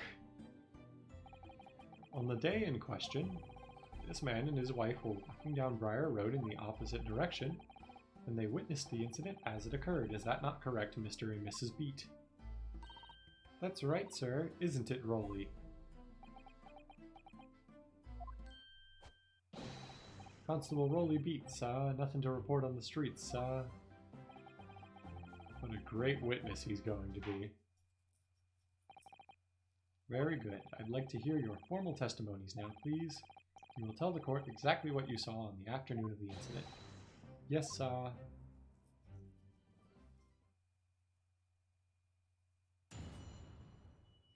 assume we're mainly going to be dealing with his wife here, since he keeps falling asleep. It was our wedding anniversary, and Rolly was taking me out for a meal. There was no time to change after work. Anyway, two silhouettes appeared out of the fog on the pavement in front of us. All of a sudden, one of them just collapsed on the floor, then the other scattered something before running off. We ran straight over, of course, and then went for help at a nearby police box. It was definitely that Japanese man in the dock. Rolly and I both saw him clear as day. Well, this is extremely compelling testimony, I must say. Oh dear, this policeman and his wife are claiming to have positively identified Mr. Natsume at the scene. If their testimony is true, the alternative course of events that you established in the summation examination will be quashed. It's death knell, in fact, because that alternative was never viable in the first place. What an unfortunate bechancing, and on your wedding anniversary too. Oh, I know, but I still managed to go out for the evening with my man. Thank the Lord for it. Gosh, the life of a London Bobby sounds very hard indeed. Indeed, however, this cross-examination will be over in minutes. You may well have time to rest this afternoon. What do you mean by that? My learned friend, the witnesses saw the face of the man fleeing the scene. They are testifying under oath that it was without doubt the accused, Mr. Soseki Natsume. And one of these witnesses is a policeman, no less, so you appreciate the gravity of the situation, I'm sure. Except that the man's so tired, his wife has to do all the talking. Enough preamble, counsel for the defense. Commence the cross-examination, please. Yes, my lord.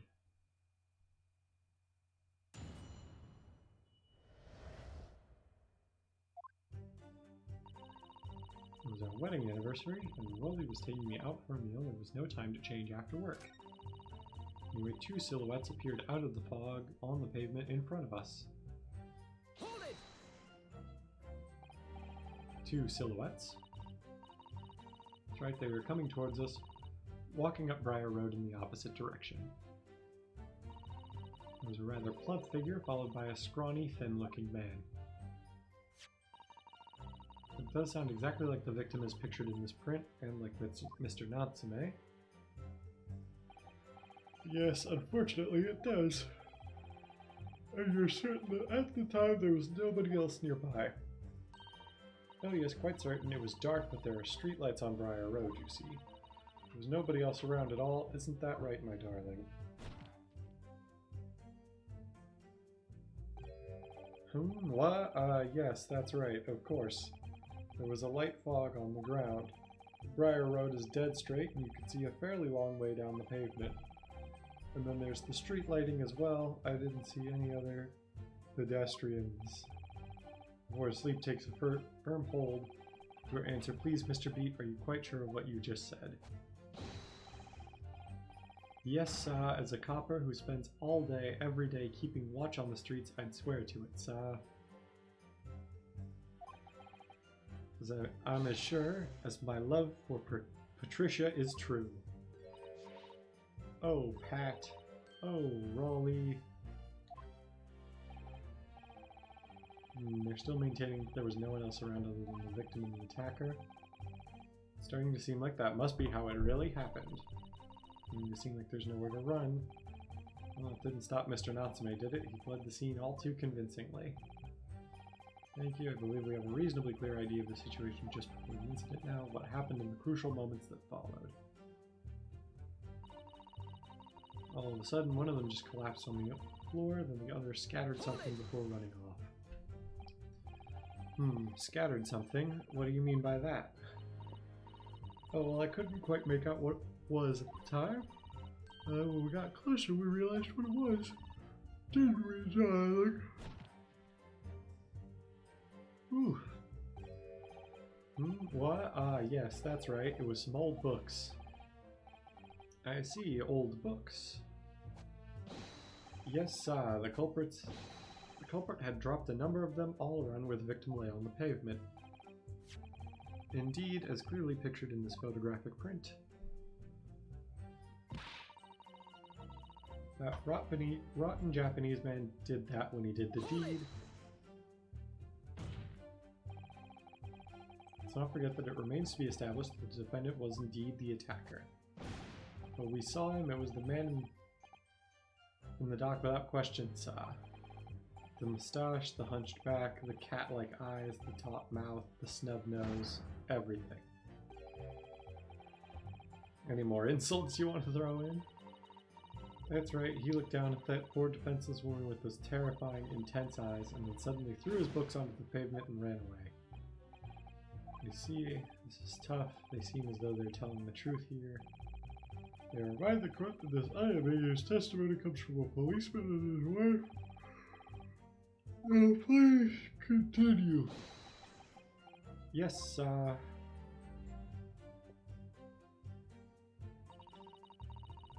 we rode straight over, of course, and then went for help at a nearby police box.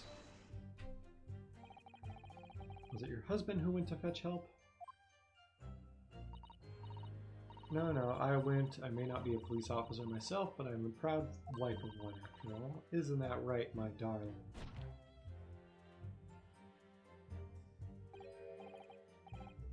What? Ah, yes, that's right. I asked Mrs. Beat to go. I was off duty by that point, but a Bobby's never truly off duty, of course, so I felt obliged to stay and guard the scene.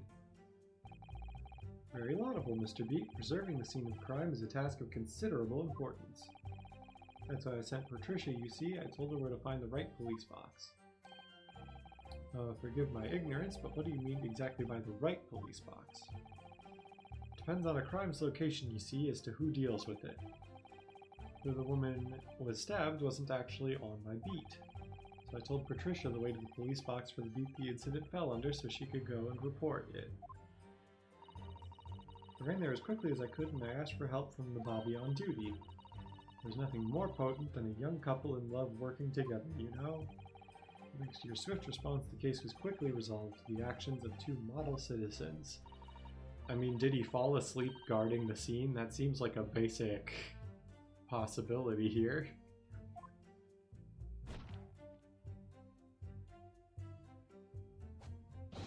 Yes, what Patricia said, Let's move on, shall we? There was definitely that Japanese man in the dock. Rolly and I both saw him clear as day. But surely you wouldn't have been able to see his face by the light of the gas street lamps, would you? We absolutely could. Us Londoners have exceptional eyesight, I'll have you know.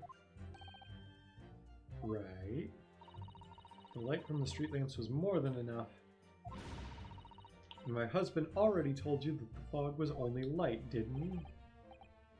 Yes, and what of the fog? We're famous for it across the globe, I believe. But it's an absolute menace to those of us who have to live with it, of course. Oh, it is. When it's thick, you can't even see the hand at the end of your own arm. Yes, alright, I take your point. Now, could you stop shaking your husband? The constant fog makes our eyes very sharp, you see. That's why we can tell you for sure and certain that it was that little Japanese man we saw. Can't we, darling?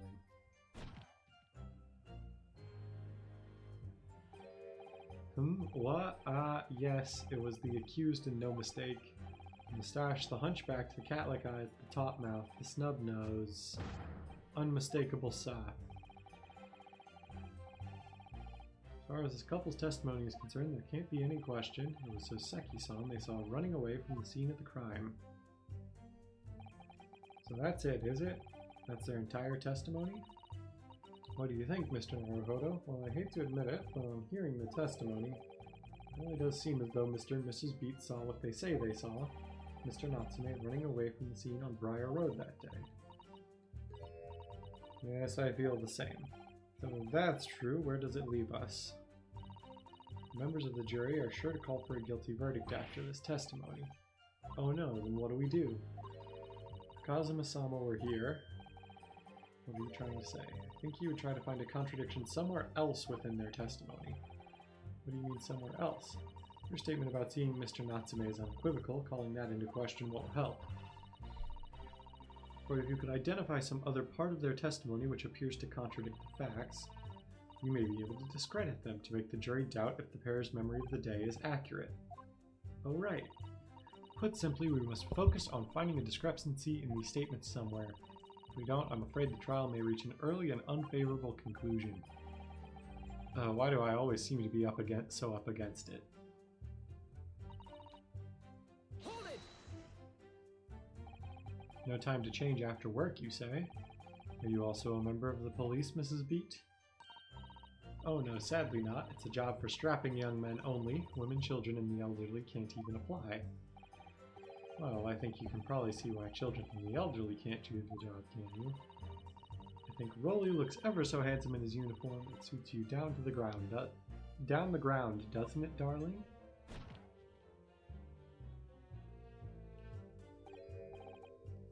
What? I just finished my beat. Pat and I were heading back to the station. I was actually planning on getting changed there. Is he talking in his sleep? This is creepy. Oh no, Rolly, I much prefer you in uniform. Sometimes I don't recognize you when I see you in plain clothes. Oh dear, that doesn't seem healthy. Kindly adhere to the point. You were going for a meal after you had finished your beat for the day, correct? That's right, sir, yes, although I was fit to drop, to be honest, after spending the whole day on my feet. But policing is my life, sir. As long as I'm the proud owner of this, I'll serve my city and my queen to the end. What's that now? My warrant card, sir.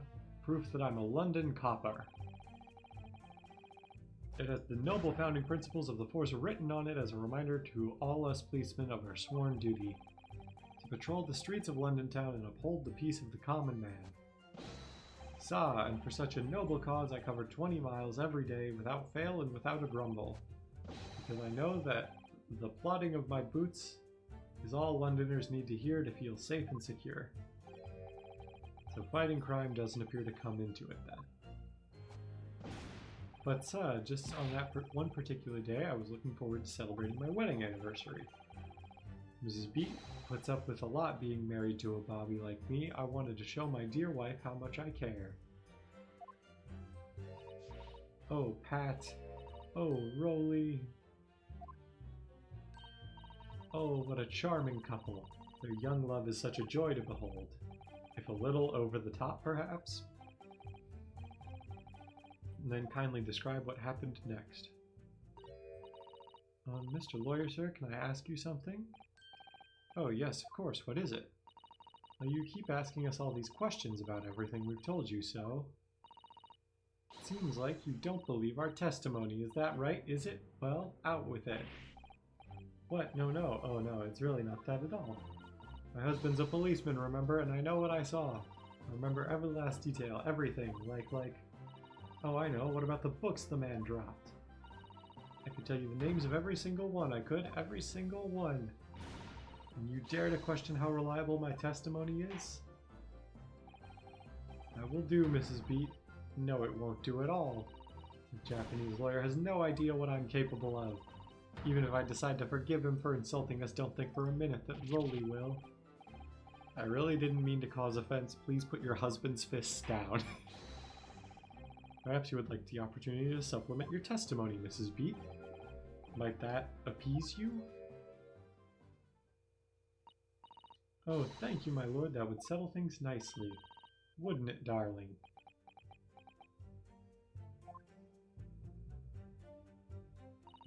I could even tell you the names of the 4 books he dropped at the scene. Hold it! Yes, we know that there were books dropped at the scene of the crime, as you say. It was purchased by the accused at the nearby second-hand bookshop on the day in question. After I'd been in the police box for help, I decided to have a good look over the area for good measure. I'm a proud policeman's wife after all. I did it for Rolly. And what was your husband doing at the time?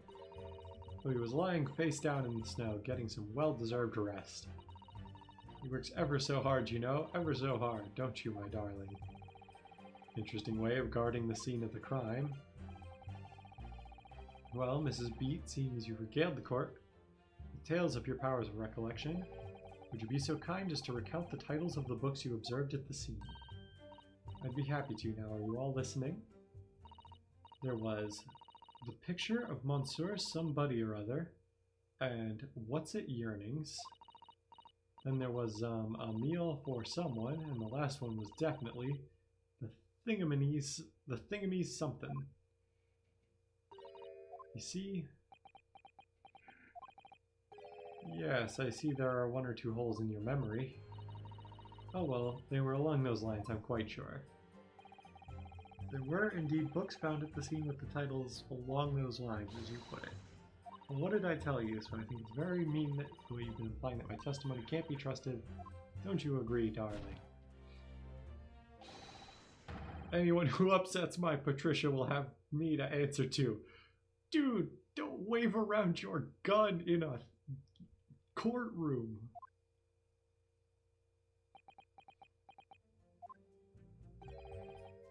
Terrifying. Yes, she really is. That's it? Oh, that's their entire testimony. Let's go ahead and skip past all this, because it looks like it's all the same.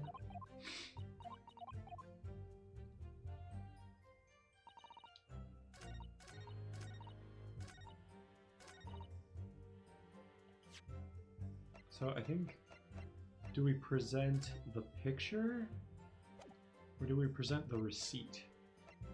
Let's present the picture.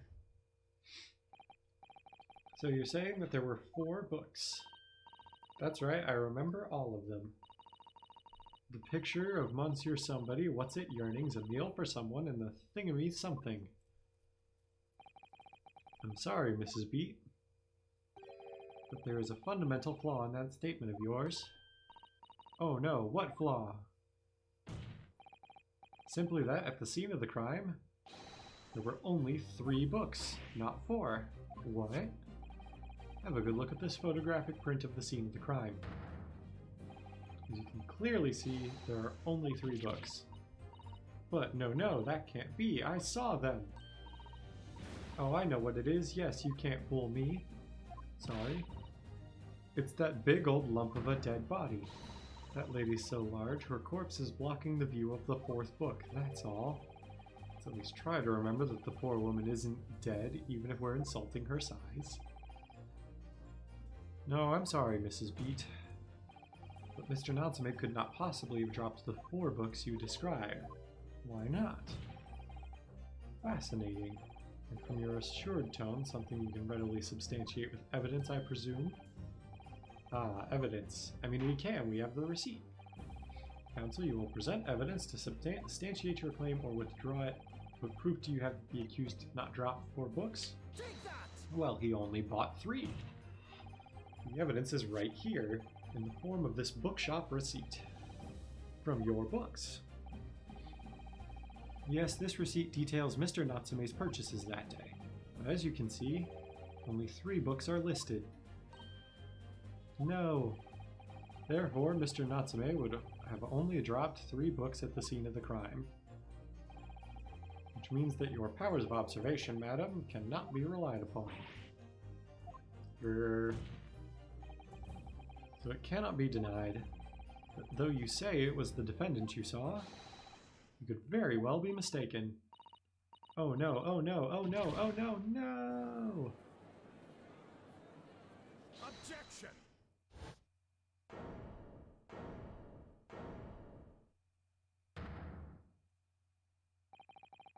It's plainly evident that it is your powers of deduction that cannot be relied upon, my learned Nipponese friend. What?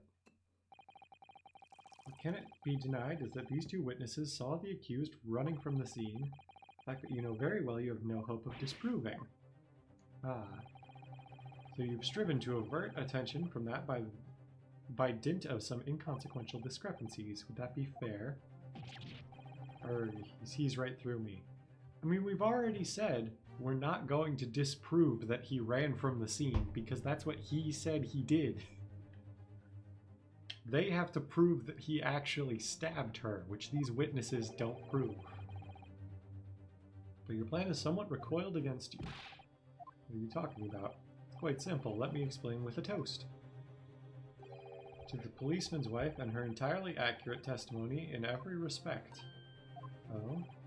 You see, the matter is not up for debate. At the scene on Briar Road, a total of 4 books were most definitely found. But what about the photographic print? It only shows 3 books. Quite right, only 3 can be seen in that print. That print, you mean to say... Wine glass number 4. Allow me to present another one that shows the victim's hand. The Lion's Pride. I don't believe it. It's the 4th book. As you will observe, the 4th book was hidden from view in the original print by the victim's torso. No! No!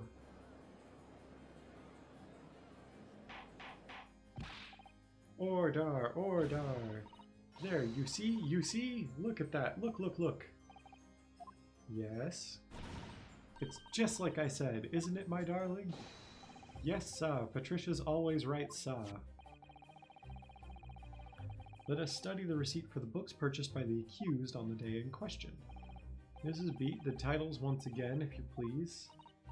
Oh yes, of course. The picture of Monsieur somebody or other. The picture of Monsieur Lecoq. What's it yearnings? Canterbury yearnings. A meal for someone. A meal for Gaboriou. As the court has just heard, the witness remembers the book titles flawlessly, save for a few minor details. Mrs. Beat's powers of recollection can only be described as exceptional. Did you hear that, Rolly? The gentleman paid me a compliment. Yes, sir. Flawless, sir. Patricia is flawless. But there are only 3 books on the receipt, and Miss Beat mentioned 4. There's nothing surprising about that. Clearly the 4th book is that which is shown in this photographic print. I'm sorry, Counsel, but does that not seem odd? Why should the 4th book be omitted from the receipt? It's not odd at all, my lord. As the photograph clearly shows, the 4th book was found in the victim's clutches. In other words, it belongs to the victim. But that book looks pretty burnt. And I think we know where that could have come from if you watched last week's stream. I wonder what became of that fourth book. Obviously it wasn't overlooked by the investigating officers at Scotland Yard. I have it here as evidence. We will submit that and the aforementioned photographic print to the court, please, Counsel. My pleasure, my lord.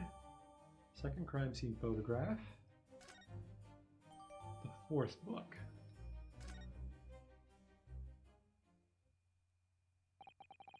Prosecution rests. I have nothing further to add. Let's check out... Oh, look at this! The book has been badly burnt! You're right, you'd never be able to read it in the state, especially not the latter pages. What a terrible waste. Judging from the scorched edges of the paper, I think the damage must have occurred very recently. The book recently damaged by fire. Why does that seem to raise a red flag with me?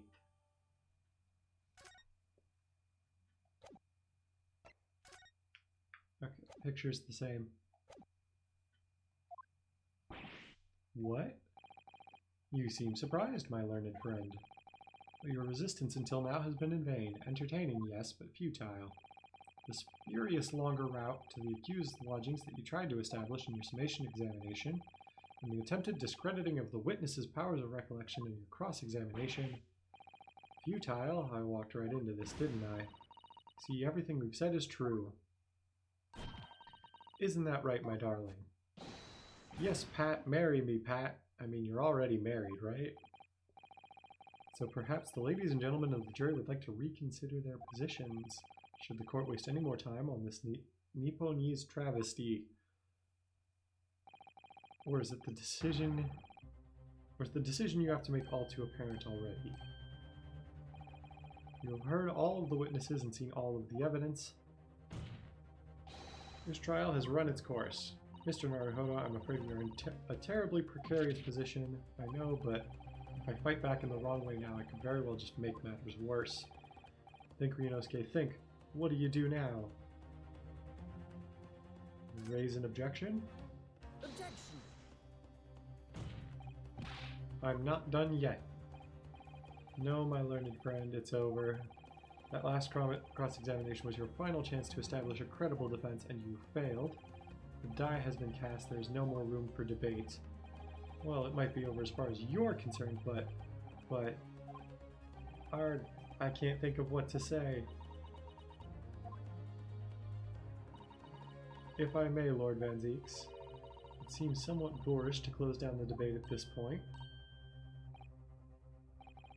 Your insignificant little Eastern Isle must be a lawless hole indeed.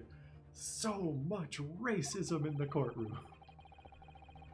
For a lowly judicial assistant to have the audacity to intervene in a moment like this. Oh. I am, to my shame, still a very inexperienced lawyer. You will have to forgive me, but I consider my assistant's advice essential and her opinions invaluable. Mr. Naruhodo. One of this line's great guiding principles is tolerance, so the court will hear you, madame. Go ahead, Miss Susato, please.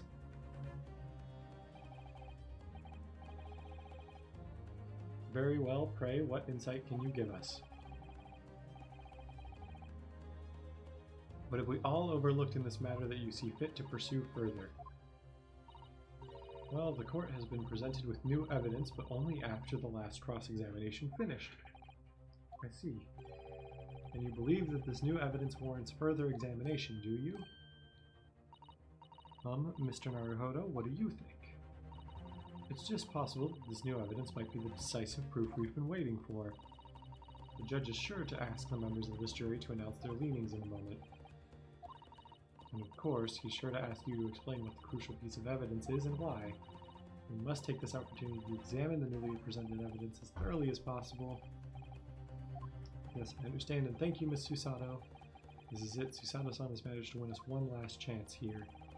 Can't let it go to waste. The defense wishes to present evidence, my lord. Very well. The defense may present one further piece of evidence. Evidence that apparently offers a profound insight into this case and has been hitherto overlooked. Well, the fourth book. Take that! It's badly burnt. The evidence in question is what we can see from the newly presented photographic print of the crime scene. The fourth book, found in the victim's hand. And we will find out how important that book is next time, because my voice is getting tired, it is getting late, I have fun stuff to do tomorrow, by which I mainly mean work, but I do have stuff to do tomorrow, so I gotta get to bed. I will see y'all on Wednesday for Persona 4 Golden. I may also see you this weekend, possibly for more Yu-Gi-Oh! If my time permits. And then we would be back next Monday for more Ace Attorney. So I will talk to you then. See you later.